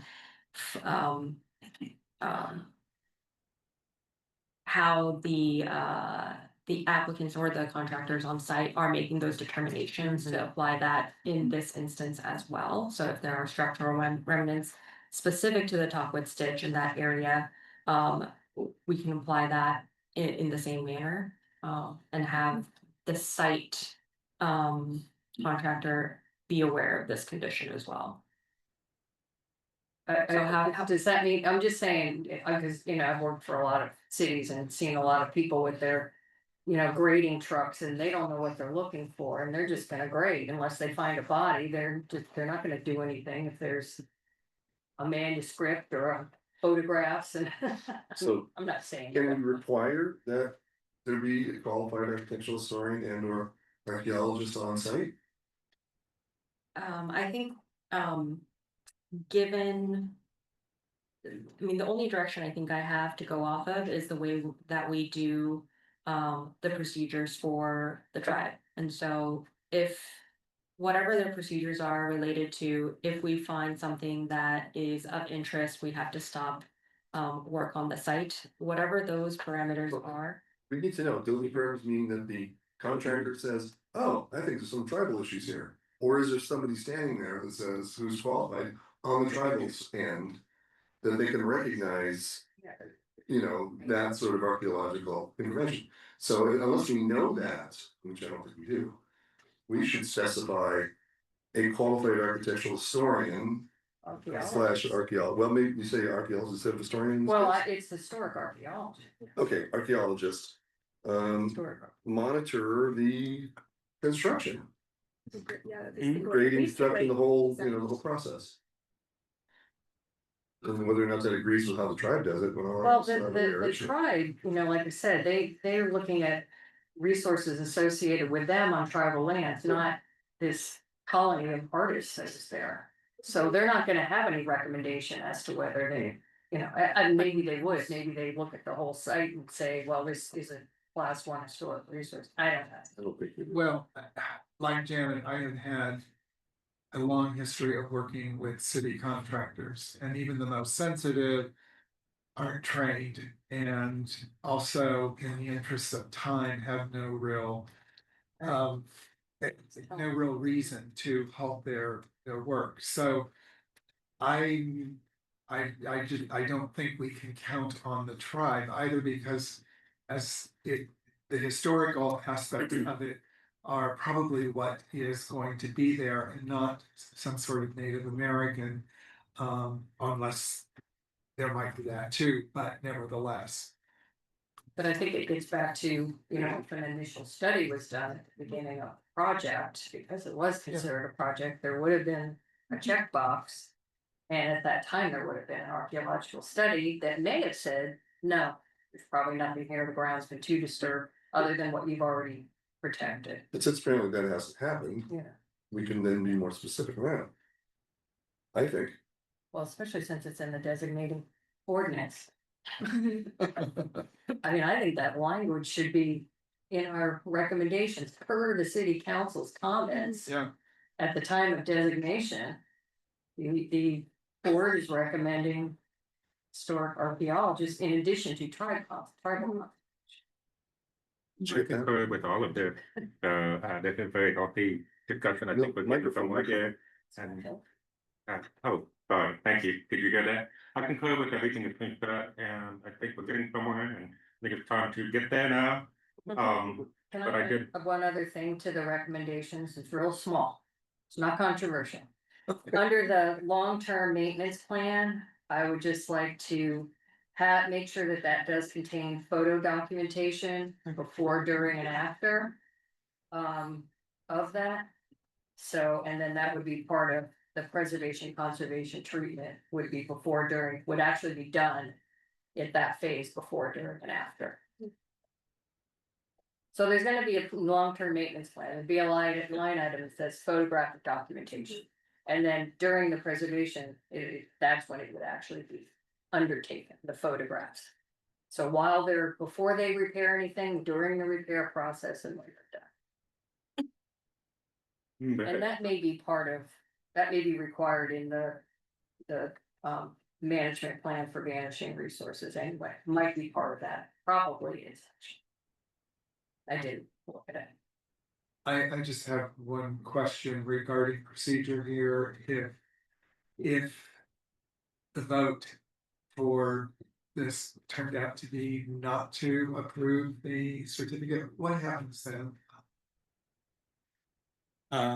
So in that case, in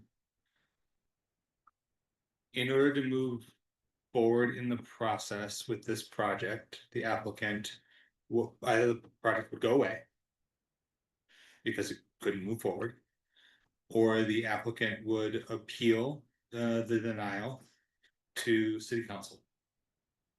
And through that appeal process, because it would be a decision of denial, there wouldn't be any conditions attached.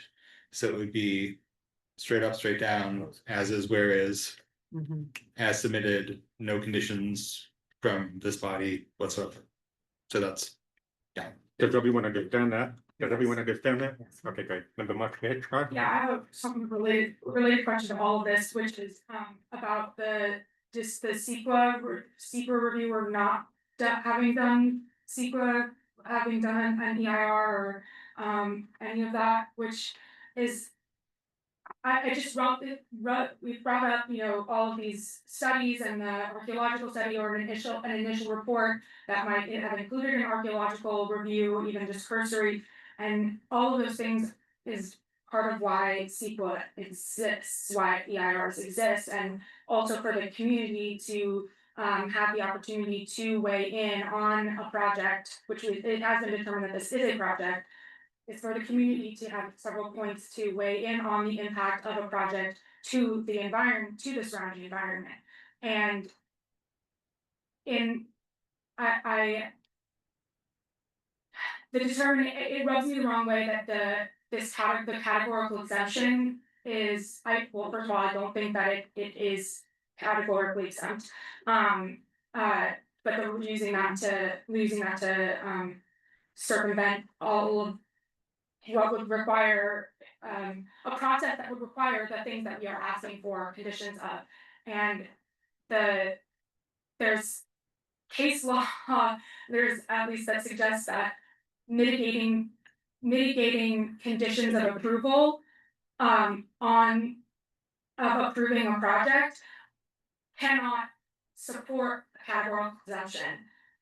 And the project, in my interpretation, the project only meets the standards of the Secretary of the Interior standards because of the city conditions that have been imposed, or that we are going to impose.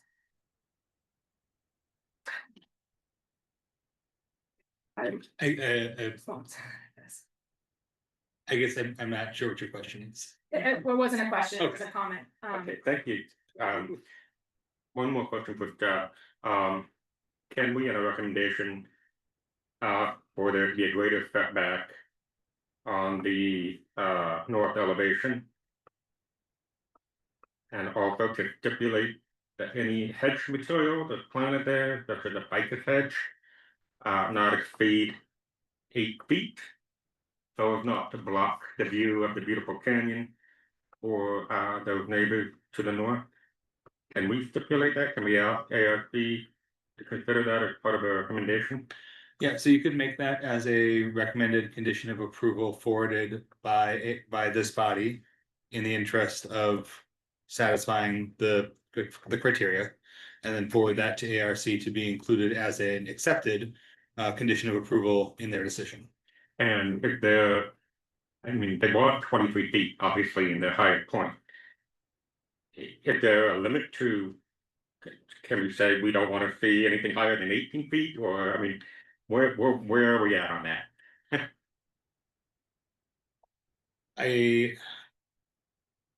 I think you can, I think you can condition almost any dimension. Okay. To the extent that you can tie it back to the criteria. And that I would just invite some caution around something that could end up being determined to be a taking. Thus, diminishing the development allowed on the site to the point where it's an actual taking, and they just go. They would then appeal it, it would go to court, it'd be very messy, and they would probably end up right where they are now. Okay, so in our condition, we're just saying that we want the mapping to be decreased, we want the height to be decreased. And then we'll just leave it up to ARC. And some of the materials. Okay. That is, Member Murphy. that is what I had read. In terms of saying specifically, the proposed new construction is too large in square footage and the height is excessive. And then I said because these aspects significantly impact the historic setting of the room as it relates to criterion 1, but we could reverse that, say under criterion 1. But anyway, that is what I said. It wasn't specific about how many feet and how many square feet it should be, height and square footage. I haven't decided if I would even vote for this yet, but I think if it does pass, I would like that language to be in there, as well as the language that says the long-term preservation plan and the preservation and conservation plan must be written and monitored by a qualified architectural historian selected by the historic preservation officer. I would definitely want that in there.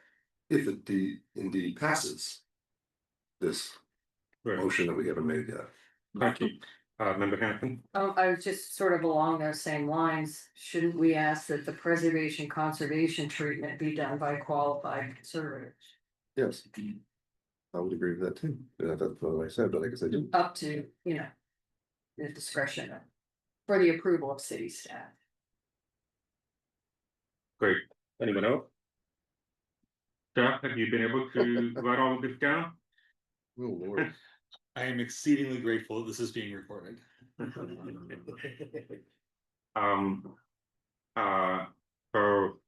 Member Murphy. So are we going with that language that I suggested or not? Yeah, so are we ready to make a motion? I was okay with it. I mean, we don't have to vote for it, but I mean, I'd like to throw it in. Just so you know, I like what you said. Okay, good enough. So did you get that? I mean, I can repeat again, it's hard, you can't write it all down, so really you're being reliant on tape. I will go back to the recording. I like to say tape, it's Tape, more sure. historic. The ones and zeros The video. on a server farm somewhere. Right. Yes, the tape. Okay, I think it's time for Member Marcy, take it back very quickly, please. I'm sorry, I just wanna say, state for the records for myself to feel okay about this is that I'm still of the opinion that the criteria 2 of our ordinance is not met. That building on the site without destroying it is not a rehabilitation, that producing a plan without a commitment or any monitoring afterwards, which was essentially ignored by the prior owners, is not enough to substantially aid in preservation as is required by our ordinance. That the conditions that I agree with on this motion would constitute a completely different project.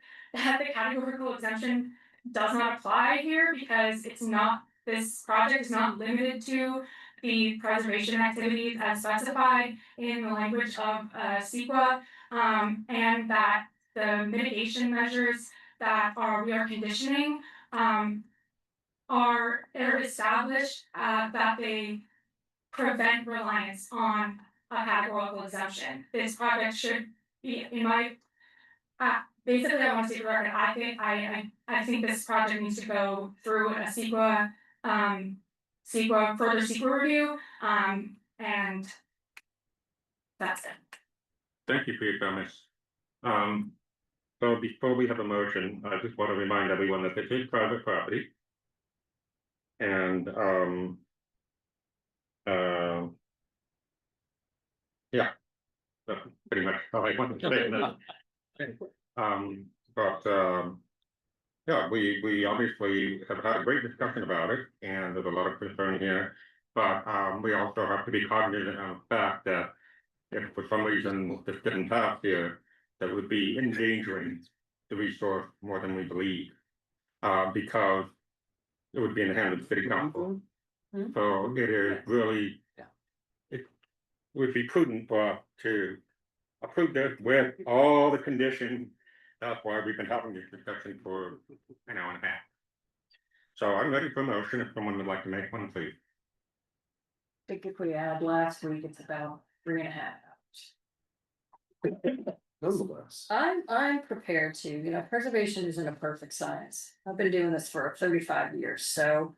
There's sometimes compromises and, anyway, I'm going to recommend that the board grant the certificate of appropriateness to construct a new detached single-family residence on the east end of the property with the conditions stipulated in the staff report and amended during the meeting, and with recommendations to the architectural review board as also.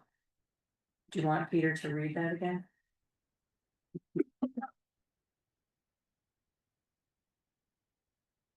Recommendations to the architectural review board stated in the meeting, specifically with regard to height, massing, building footprint, some landscape elements and materials. Member Murphy. I'd like to add the elements of the qualified architectural historian selected. I said that Oh, you with the did? Okay, amendment thank you. to the staff recommendations, the amendments discussed at them. And just to clarify, Member Marizzi's recommend or suggested amendment to the conditions of approval is in furtherance of, you said criterion 1, correct? It's criterion 1 was in. Yes. Okay, thank you. Yes. Anyone else? And I think just safe to say that every single one of us agreed with the conditions that were being asked for. I think that should be emphasized to the ARC, that we all feel very strongly that the scale be reduced, the colors be better, the planning be respected, all of that stuff. Sometimes, they're like, oh, if they took TV, they don't, they're not being serious, but we are serious. And we've deliberated over this, like Member Hanson said, for 3.5 hours. So I think the point has been made. And I'm happy with that motion. And I would like a second. I'll second. So we have a second by Member Rose now. But I further discussion. So I think we need to reemphasize what Member Hanson said, which is if we vote this down and it goes into the hands of the council, there's a very good chance that they would ignore everything that we've done and just say, well, they would set their authority and we're going to approve this. So probably it would be safer for us to vote in favor of it based on all the judges. So that we don't just hand it off to the council when they don't really know what's going on in this case, they probably don't care. So, just my opinion. So I think I am going to support this ultimately. Which is no. Thank you, Peter. Any further discussion? Okay, we have a motion on the table by Member Hanson with the conditions that we've already discussed. And a second by Vice Chair Rose now. And some discussion by Member Marufi. Any further discussion? Quickly, please. Yes, I agree with all of the conditions of approval and without the city attorney, I don't believe that this is a legal application of this. Of our purview. Okay, thank you. I'm gonna put this up for a vote now. We've all heard the motion and the second and the discussion, and I think we're all ready, and I think our audience is ready for a vote. So, all those in favor, please say aye. Aye. So that's 1, 2, 3, 4, 5, 6 ayes. And any opposed? One opposed. So the motion carries 6-1. That's it. I, at this time, respectfully request a 3-minute recess. 3, how about 5? 5 minutes if you want, so that we can get some water, use the bathroom, whatever. And I want to extend a deep thanks to those of you that are waiting for agenda item 4. That's the last thing we have. So in 5 minutes, we will get to it. Thank you.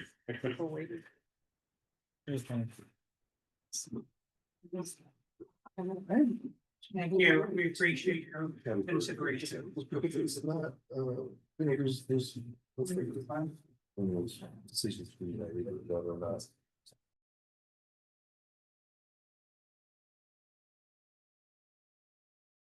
Okay, good evening, everyone. Welcome back. to the HPB meeting. We're back after a brief 5-minute recess. We're moving on to item 4, new business. And under that, we have one item, which is 4A, a request by the Palm Springs Cemetery District for approval of Wildwood Murray Columbine. The Wildwood Murray Cemetery is a Class 1 historic site. And this is case number CAMI 2024-0011. You'll have to excuse me, but part of my wording got cut off here, so I need to say again what exactly the request is, and it's for an approval of a certificate of appropriateness for alteration to the Wildwood Murray Cemetery, a Class 1 historic site located at the corner of West Chino Drive and Vine Avenue. May we please have a staff report?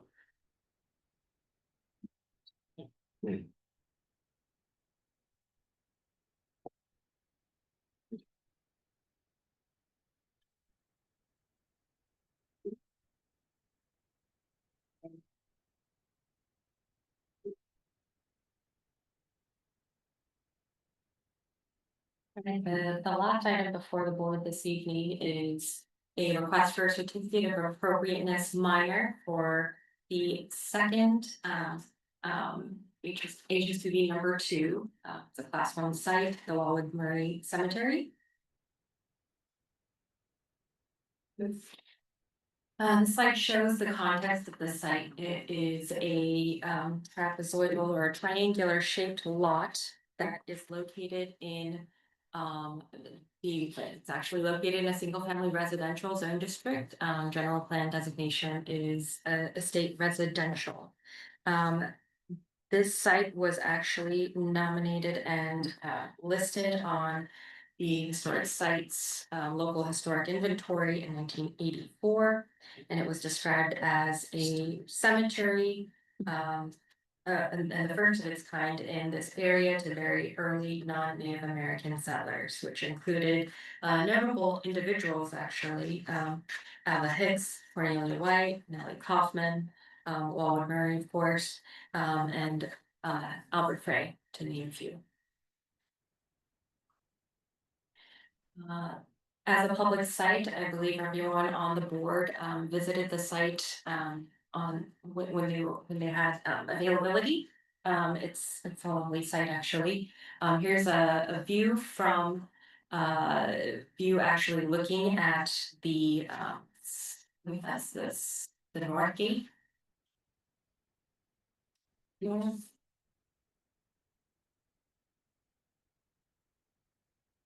And here are some existing photographs that show the wall in the southwest corner of the cemetery.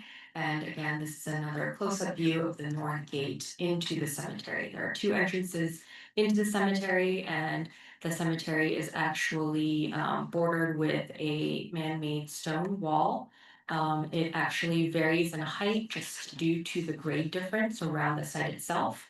And again, we have an array of trees that are planted in this area, and I believe that the nomination stipulates the 5 above grade headstones, and for the majority of the cemetery, they are headstones that are flush to the ground.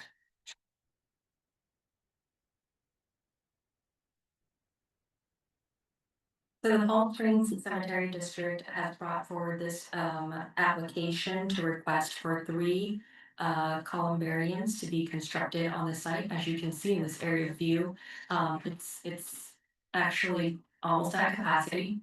The 3 sites that were identified are the remaining available sites for any sort of new alterations to the property itself.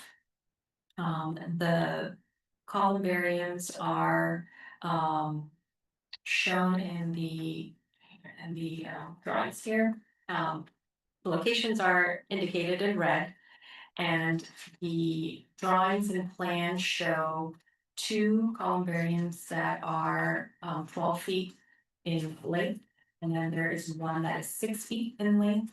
And the overall height of the columbarium, actually we have that listed here, are 4 feet And then we have a concrete base that is being proposed at 18 inches in height.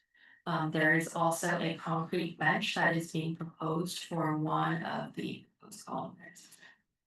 Section here, shown here. And in the section, you can see relative to the existing stone wall, proposed columbarium is about, I want to say 12 feet or 12 inches taller than the existing wall. The materials that are selected as part of this proposal is an exposed concrete base.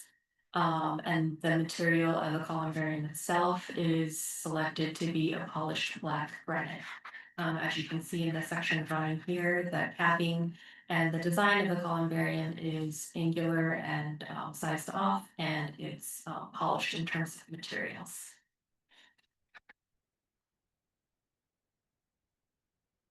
So the same criterion apply for the certificate of appropriateness. Again, we're looking at the proposed alteration and how the alteration impacts the character defining features that have been identified as part of the designation.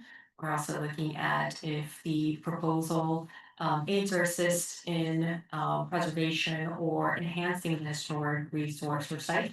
And number 3 is related to any additions on the historic on the historic resource and making sure that they are consistent in terms of materials, finishes, and proportions, etc.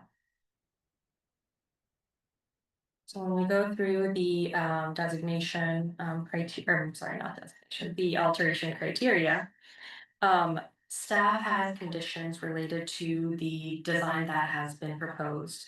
In order to make certain aspects of this cemetery viable, the proposal for the alterations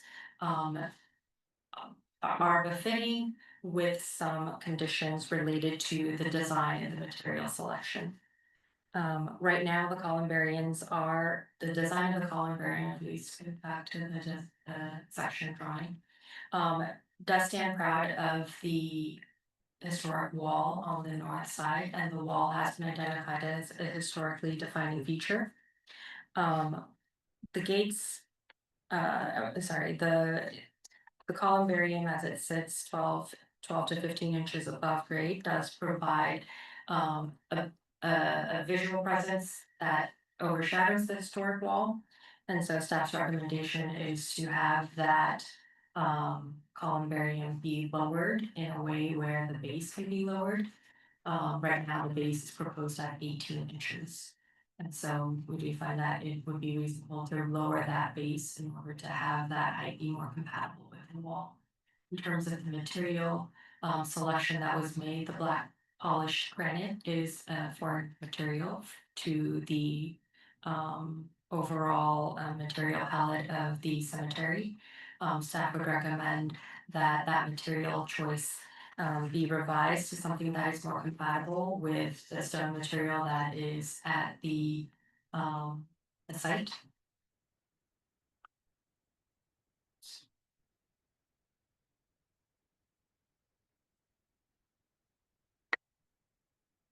In terms of the conditions to have this design meet the criteria. The 2 columbariums near the north entry gate, would you recommend that that be reduced 12 to 15 inches to be compatible with the stone wall of the cemetery? And to replace the proposed black granite with stone that is closer to color and texture with the existing historic wall. The proposed columbarium does not pose a direct impact to any of the historically identified features. It is a new feature that is being introduced to the site, but it's in a location that is sensitive and allows for the other headstones to still be in, above grade headstones to still be in a location that is prominent. And in terms of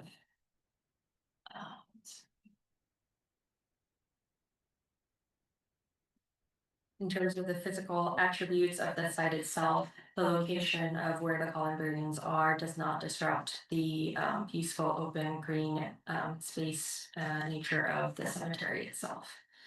So with that, staff does recommend approval with conditions 1 and 2. And I can take any questions related to the staff.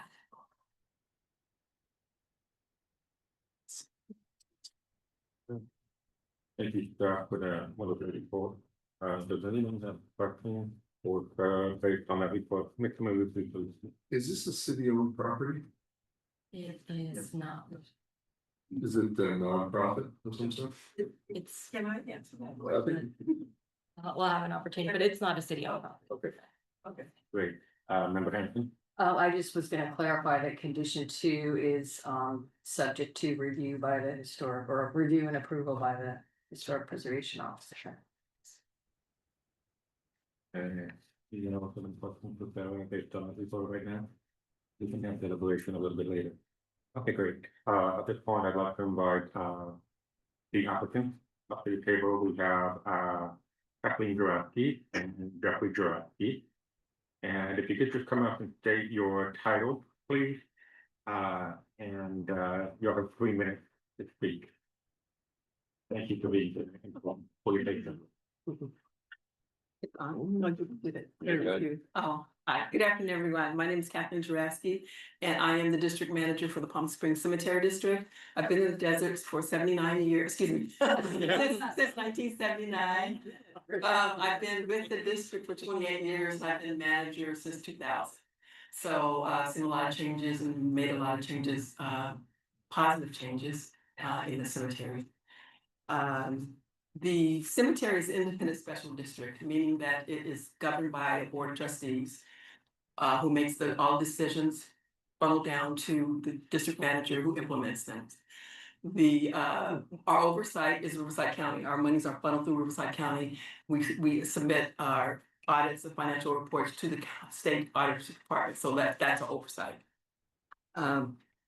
The Warwood Murray Cemetery is a valued historical landmark. And we have a lot of people that want to be buried in that cemetery. We actually maxed out. The cemetery walls itself are defining our property. Everything else around it on the west side and on the south side belongs to O'Donnell Golf Course. So we don't even own the roads. We have access to the road by permission from them to get to the cemetery. So we only have this small bit of space to expand the cemetery and give opportunity for other people who are living in the desert for a long time in the valley in Palm Springs for a long time to have the opportunity to be buried in that cemetery. So that's the reasoning for the columbarium. Thank you, Kathleen. Jeffrey? Excuse me, I'm Jeff Jurafsky. I'm an interior designer in town, and loyal husband. Cheap labor. Cheap labor. I don't know if she mentioned, I didn't recall if she mentioned that she runs the Desert Memorial Park down in Cathedral City, which is where Frank Sinatra is buried and Sonny Bono, et cetera, et cetera. So that's the big kahuna, whereas the Wellwood is kind of a nice little jewel that we have here in Palm Springs. So the opportunity here to carve out a bit of land to provide the opportunity for people to be buried there has come to fruition with the proposal of these columbariums. The idea behind the design is that we wanted something unique, not something out of a catalog, because of the nature of where this is. And the 2 columbariums that are up against the north wall can only be viewed from one side. We just don't have the space to have a 2-sided columbarium like the 3rd one that is proposed that is perpendicular to the other 2. First of all, is everybody familiar with the layout of what we're talking about here? Okay. The reason we decided to go as high as we did, being that it's about 12 inches higher than the wall itself. I should point out, by the way, the pilasters that are the wall termination points at the gate are about 5 feet. So they're just maybe 4 or 5 inches difference from the height of the columbarium to the pilasters at the end of the wall. And the wall does vacillate with the stone structure of it all. But the reason I decided to go as high as I did is because if you stand there and use the monument, the columbarium, to visit your family, for example, if you are 6 feet and under, it blocks the traffic noise and the visual of the traffic on the other side of the wall. Because you're only 18 inches, well, if you're standing, the columbarium is only 18 inches clear from the wall's interior surface. So while you're standing there, you're almost right there at the sidewalk, and thus the traffic that goes by at a rather good clip of speed. So to experience it like someone who just lost somebody, a member of their family, you kind of want to quiet and be able to experience it the way it's meant to be. And that's the reason I did it that way. We originally planned on having it in black granite, kind of as a contrast to the beauty of the wall, so that we weren't trying to blend a pattern on a pattern, color that is slightly off of a color of the wall. And it just, in my industry, if you try to match something that is close, you'll never do it. It has to be in contrast. And so the idea, like the World War II, or excuse me, the Vietnam Memorial in Washington, D.C., which is solid polished black granite, kind of acts as a contrast for those walking on the outside of the cemetery against that wall. It pops the nature and beauty of the wall itself. That's the idea. Kathleen has told me as of recently that she actually prefers the salt and pepper granite that was proposed by her for cleaning purposes, as opposed to the aesthetic nature of what I was going for. So she has a higher calling, so I have to acquiesce. So unless you guys tell her she's full of crap and you want to go with black, that salt and pepper is probably going to be the way to go. Yeah, true. The exposed footing that is the base of the monument, I wanted it in heavily sandblasted concrete, gray concrete. So the roughness of the aggregate shows very similar, recalling what the wall is. The pad that these all sit on is going to be just a broom finished natural gray concrete to match in the same coloration. There is a bench against, or being utilized for one of those columbariums. That's the one to the west side of the gate, allowing somebody to sit down and reflect. And if you have any questions, feel free. Great, thank you, Jeffrey. Before we open up the board, I just wanted to thank you again for both being here. I'm with you on the salt and pepper, Kathleen. I really like that. And having been at the cemetery many times over the years and walked it again last week, one of my biggest questions was about water and how that would impact the concrete bench and also the granite. As you know, with the water spraying and watering the grass, you have to worry about potential damage over the long term, especially with the high calcium percentage of hard water here. So I think the salt and pepper would show lots of that water. So I'm sorry, Jeff, but I'm totally with Kathleen here. And I also noticed, since we have you here, that several of the in-ground headstones were broken, like split through with grass going through, and I was just kind of concerned about what the plan is to restore those maybe. Well, that's marble. Those are marble headstones, which are no longer used. And those headstones are the owners, the great owners, the family owners, they're their headstones. We can't touch them. Because once we touch them, now we're taking possession of them, and now it's our charge to handle it. So I don't know, you've probably been here, I don't know if you've been here long enough to the stories about when the old headstones were laid down because of vandalism and uproar about that. There was a big, and the cemetery got in big trouble because they laid down the headstones, the verticals, they were stone, made out of stone, and they laid them down to preserve them. And that caused a lot of uproar. So the district no longer touches any of the headstones. We try to get a hold of the family members. And with that cemetery, it's been there since 1894. And some of those graves have been there a long time. You can't. The guys do periodically go through and pull out the grass that's growing between them, but that's about the extent that they will go to touch them. That's very helpful to know, thank you. And I was reading the original resolution when they designated this, and there were several headstones that was fell by, and they specified that they would be left alone. So, your explanation makes perfect sense, so thank you for that. And now I'll open it up to both member Mosby. Who determines who's buried there? Well, we're like, we have boundaries. And in order to be buried in any of our cemeteries, one of the two, you have to be one of four things. You either have to live in the district, have family member living in the district, own property in the district, or you have to live in the district yourself. That means I would qualify, and I don't think I should be buried there. I mean, isn't there something more specific that it has to be something of significance, or? You know, judge that. I don't know, maybe that's what I'm asking. No. It's not gonna be in Colorado, how many people fit into a columbarium? 10? One. It's just, But how many holes are there? well, there's 100, and there's quite a few. How many are there? Oh, I have their number here. Hold on. There's a lot of people that can be placed there. Not a lot, no. There's a total of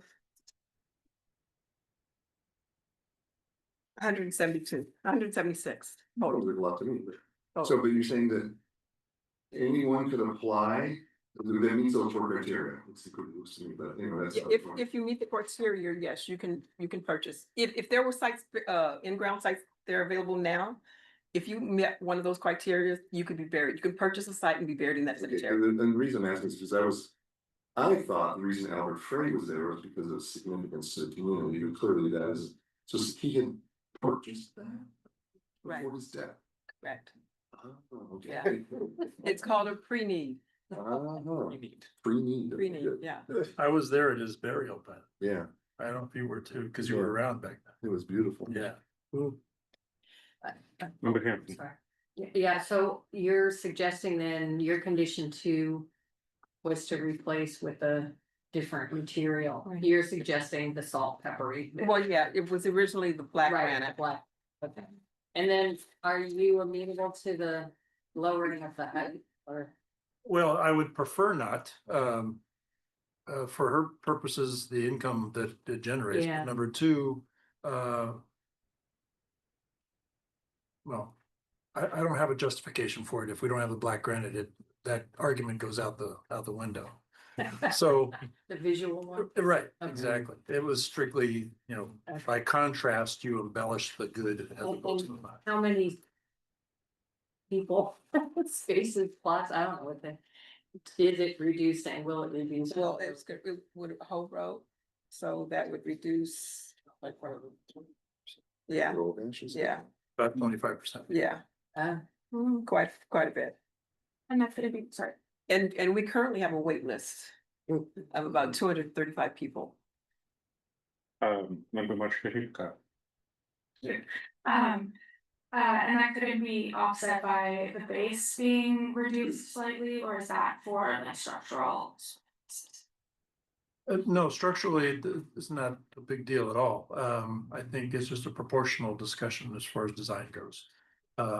I could drop each burial crypt niche is 9.5 inches. So if we were to drop the top row, and by the way, as opposed to 25%, it's a little less than that because the columbarium that is not against the north wall is not proposed to be lowered in height. So that would still remain the same height.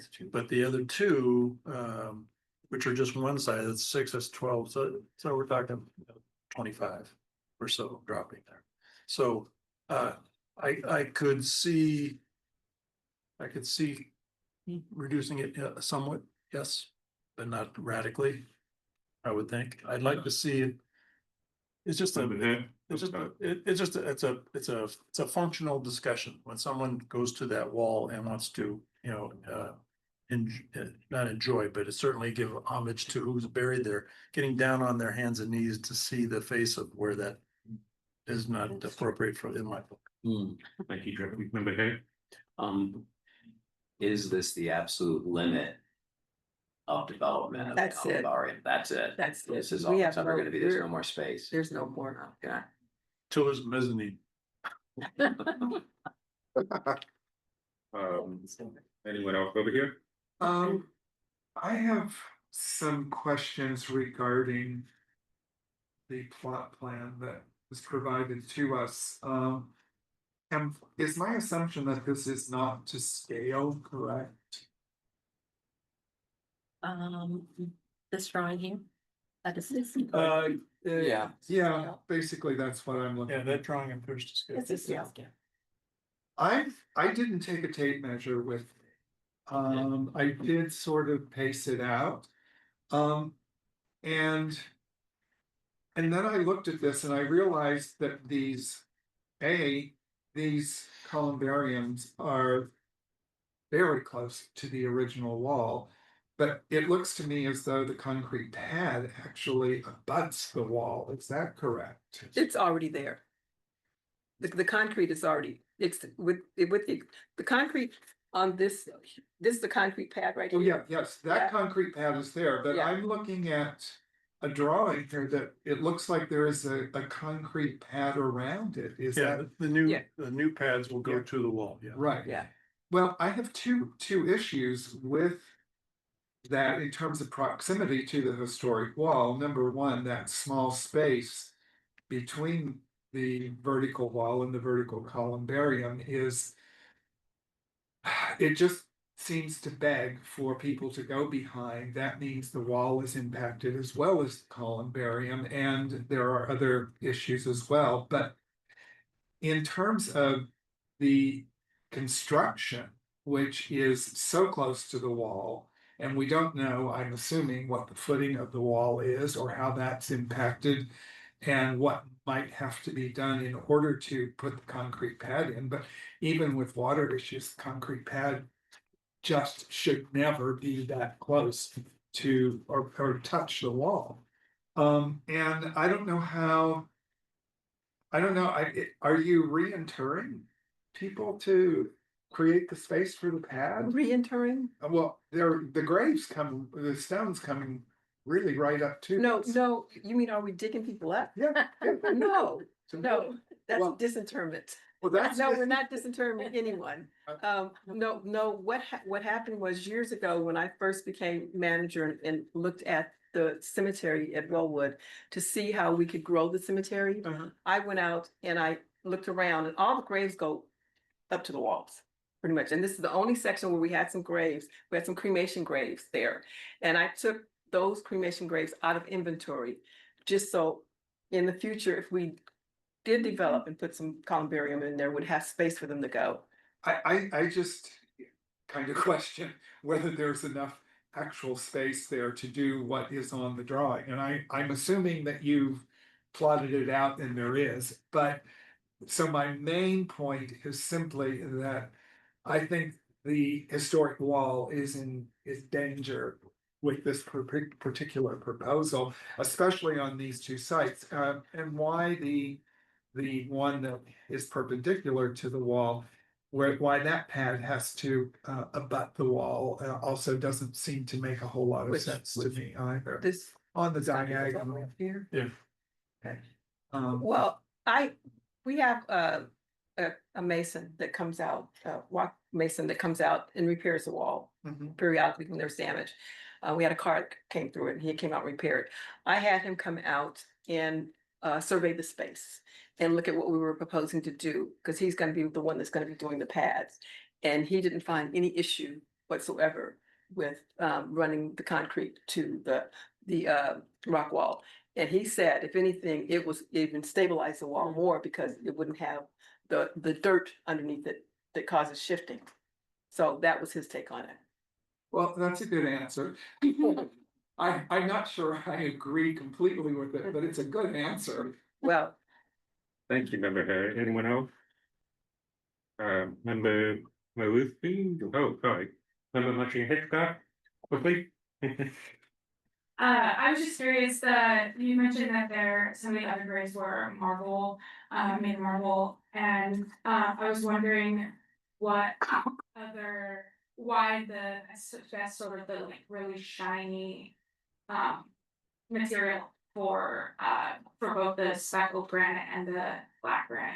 well, because polished granite is easier to maintain than anything that's buffed or honed or whatever you call it. It's easier to maintain. You can take care of it better. Okay. And I did have a question about the structural engineering, the base, to protect the earthquake. It's something that's incorporated in the concrete base, some kind of rebar to help prevent them from toppling over, or especially in the case of the one next to the wall, from falling over and making the wall fall. Yeah, we'll have a structural engineer involved in calculating all the footing requirements and all that sort of stuff, sure. Okay, great, wonderful. Any further questions? I did have one more thing. So because of the small historic nature of this cemetery, if people wanted to buy a columbarium there at the Royal Murray, is it more expensive than if they were buying one out at the Memorial Park? Because it's Yeah, it's that- more expensive. yeah, that's what I thought, because it's less availability, right? Right. And, you know, in terms of the population Palm Springs, you know, approaching 50,000 people year round, I don't think we have to worry about 172 little columbines. I don't think that's going to personally hurt or overcrowd or damage the feel. I think the design is very nice. And I've been to many cemeteries, been in Forest Lawn, I've seen the polished granite, I've seen the columbine designed exactly as you've designed them, so I applaud you for bringing such a lovely design. And there's any other discussion? No? Okay, so do I have a motion?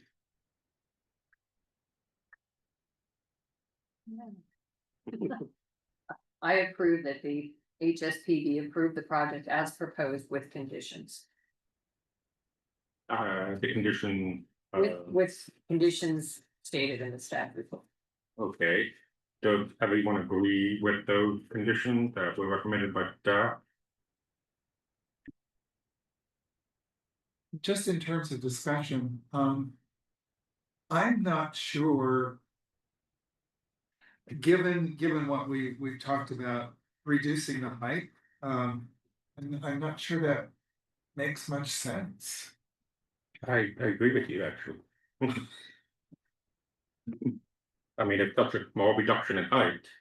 And I think the points were very valid about helping to block traffic noise and helping to respect the family's private space when they're viewing the columbarium, to have just that extra foot of height space. I think one of my greatest concerns would be the concrete bench. How does that look? Is it worthy of being in a cemetery where Easter Williams and Albert Bray are buried? I mean, is it a pedestrian bench, or does it have a very cool design to it? It's hard to tell from this rendering exactly if it's anything more than a simple rectangle. It's a simple rectangle, That's it. but there is no place to sit in the entire cemetery. This is the only place. Okay, so anyone have any other opinions about the height of the columbarium, disagreeing with staff or agreeing with? Whatever you guys think, I'm good with. I respectfully disagree with staff. I would go with the proposed height. I'm sorry, can you repeat that one more time? I agree with you. Oh, okay. Well, Wonderful. as proposed. All right, so we have a motion and I'm going to make a second. That we go with the motion, but then not to follow the staff recommendation for the height. To go with the original proposed height. Does everyone understand that? And also the salt and pepper granite. Which is That they opt for. I think that they justify exactly why they want to do what they want to do. Jeffrey, are you adding something? Well, I was gonna say, is that what we are approving then, this particular one? That hasn't been, I think, that doesn't specify in the recommendation. I think we could still leave that. You could present that to staff and, you know, they might change their mind, so. Again, that's a very subjective thing. Do you like it? Do you not? Yeah. Let's not go there. Well, I don't think it was subjective. I think it was an attempt to have it. No, I compatible mean, with colors and materials. I mean this particular piece Oh. of. Mr. Chair, as I understand it, staff's recommendation was to have a material that was consistent with the wall coloration, which that is. And the change in height, which you are apparently debating not doing. Yeah, I'm disagreeing with the black granite and the height reduction. And You want it as is. I've heard several people say that they agree with the change in the granite color and keeping the original proposed type. But I think their choice is to have that piece, not the black. Right, yeah, that's what he was saying. Correct. Okay. So you agree with that? They're not proposing the black anymore. Correct, Okay. correct. And I think Kathleen, as somebody who's worked in the cemetery district for how long now? 28 years. I completely trust her judgment and expertise in the field. So I don't think there can be any debate there. Not take it. Just have one quick question. I completely agree. I agree with the salt and pepper. I agree with the allowing the raised height, or the height as proposed. But I'm curious, or I wonder, in staff and our, other opinion, I kind of worry about the like high shine of the marble or of the salt and pepper granite, against the rock wall, but I'm just wondering what our thoughts are on that. I'm perfectly able to let that completely go. Well, the granite will weather. So being in the sun and then having the water and the elements hitting it, it will weather. And then of course they'll buff it probably every 5 years or whatever, just to Every year. every year. So, but then again, this final resting place of the columbarium is meant to be somewhat sophisticated. Remember that? I mean, it in a way, it meets the Secretary and Interior standards because it really differentiates it. And then also your expert opinion that it's easier to maintain. I think that's important too.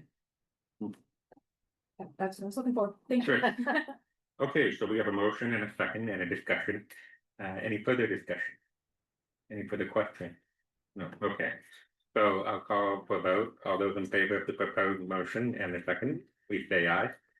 Aye. Aye. The motion carries 7-0. Sorry you didn't get your black granite. It's not the last time you're gonna hear about it. Oh, I'm gonna heckle you when you do your presentation on that building outside. Specific grant as part of this, or as proposed, or as with staff recommendation, which was to come back. So what you approved was one of the two staff recommended conditions, one of which was revision of the material away from the black granite. Correct.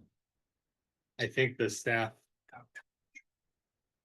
I think the recommended condition was also related to the sheen and gloss, but I think it's also apparent from the record that that was not of interest to the board. So we're gonna kind of just make that work. Thank you, everybody. Thank you. Appreciate it. Thank you for being here. Appreciate it. Okay. All right, are we ready to move on? Yeah. Order.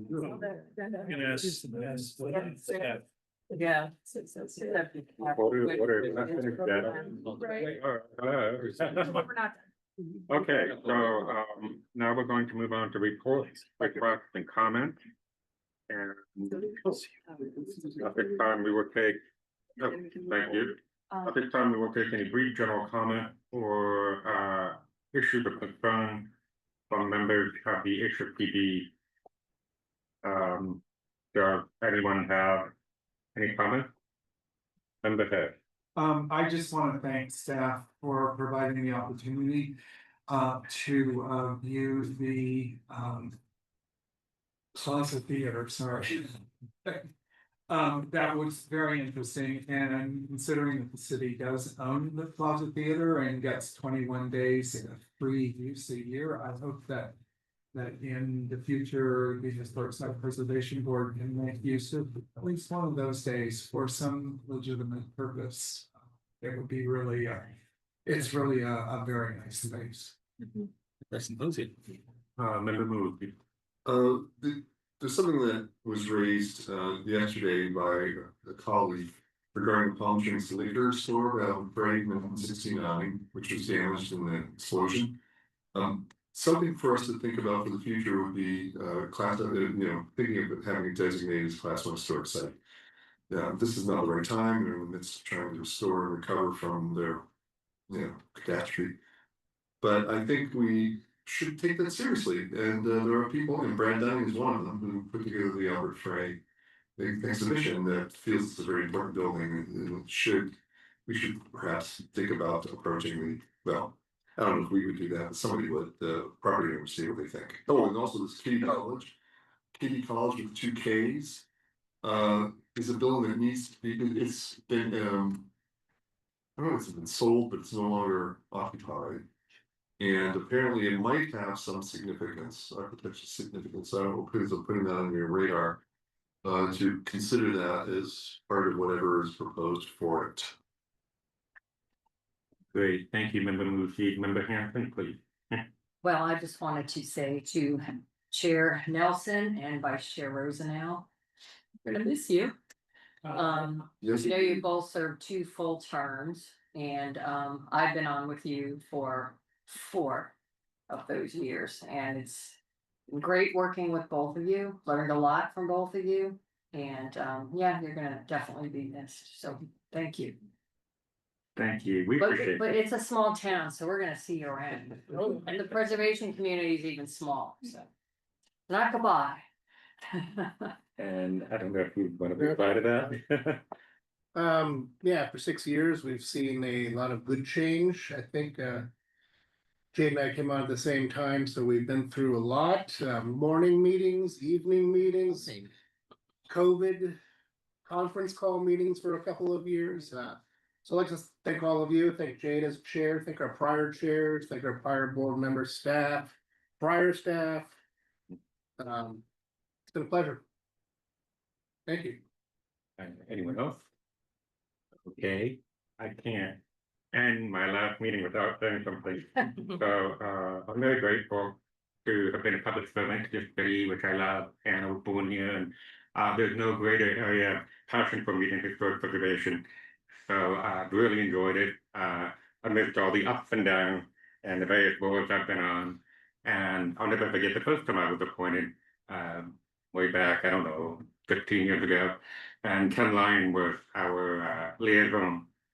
And a few of us on the board at the time, me included, kept saying, why don't we have a historic preservation officer? And we kept saying, look at this city and that city, and we pushed and we pushed and we pushed. And then one day Ken said, guess what? I've been made the HPO. And now we have Sarah, who is just incredible. And I think Sarah really brought a whole new dimension to our program. And I think we should all be so grateful that we have her here. So thank you for everything that you're doing for us. And Janet, likewise, right back at you. I've learned a lot from you. And you bring an incredible amount of expertise and knowledge to this board that I don't think it's had for a long time. So you're a very valuable resource to our community, and thank you for everything that you bring to the table. And then lastly, as I'm often wont to do, I'd like to just leave you with a little poem. And when I was growing up, one of my very favorite poems, just very brief, was New Friends and Old Friends by Joseph Perry. And the first line goes, make new friends, but keep the old. So I've modified it for preservation. And it goes like this.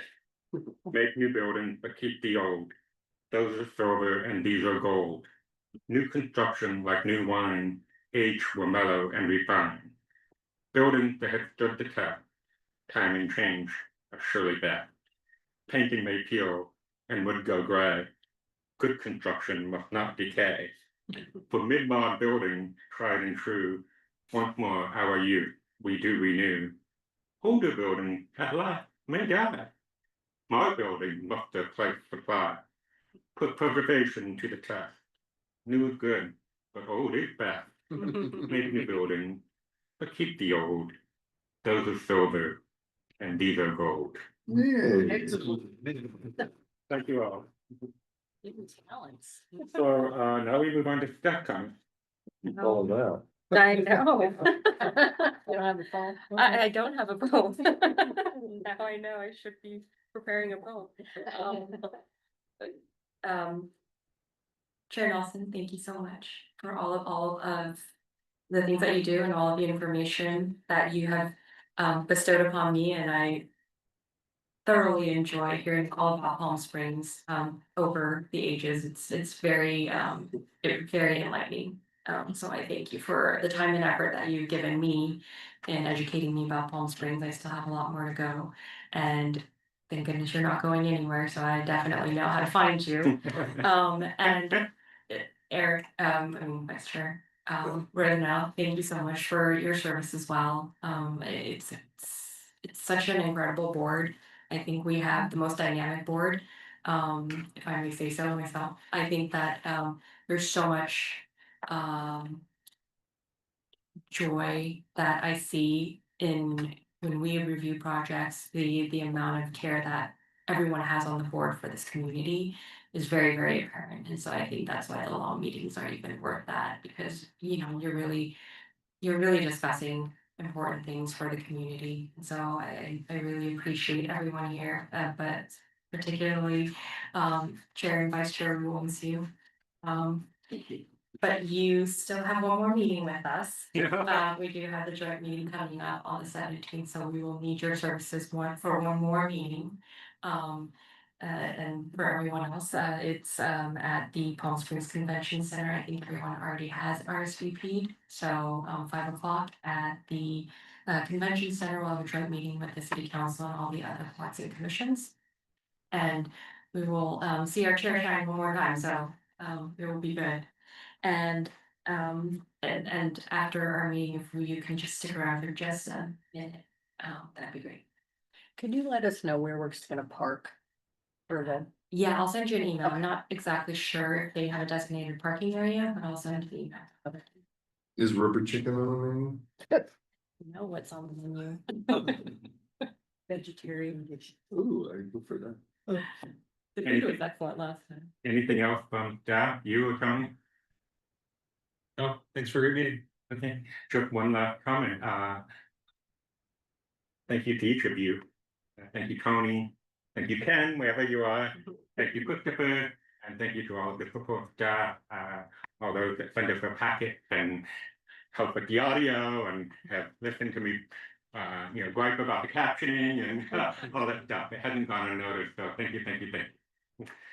With that, I would like to adjourn this meeting to the next regularly scheduled meeting of the Historic Site Preservation Board on Tuesday, July 1st, 2025 at 5:30 p.m. in a large conference room here at City Hall, 3200 Tuckwood Canyon Way. Thank you all for your participation today. Yeah. Yay.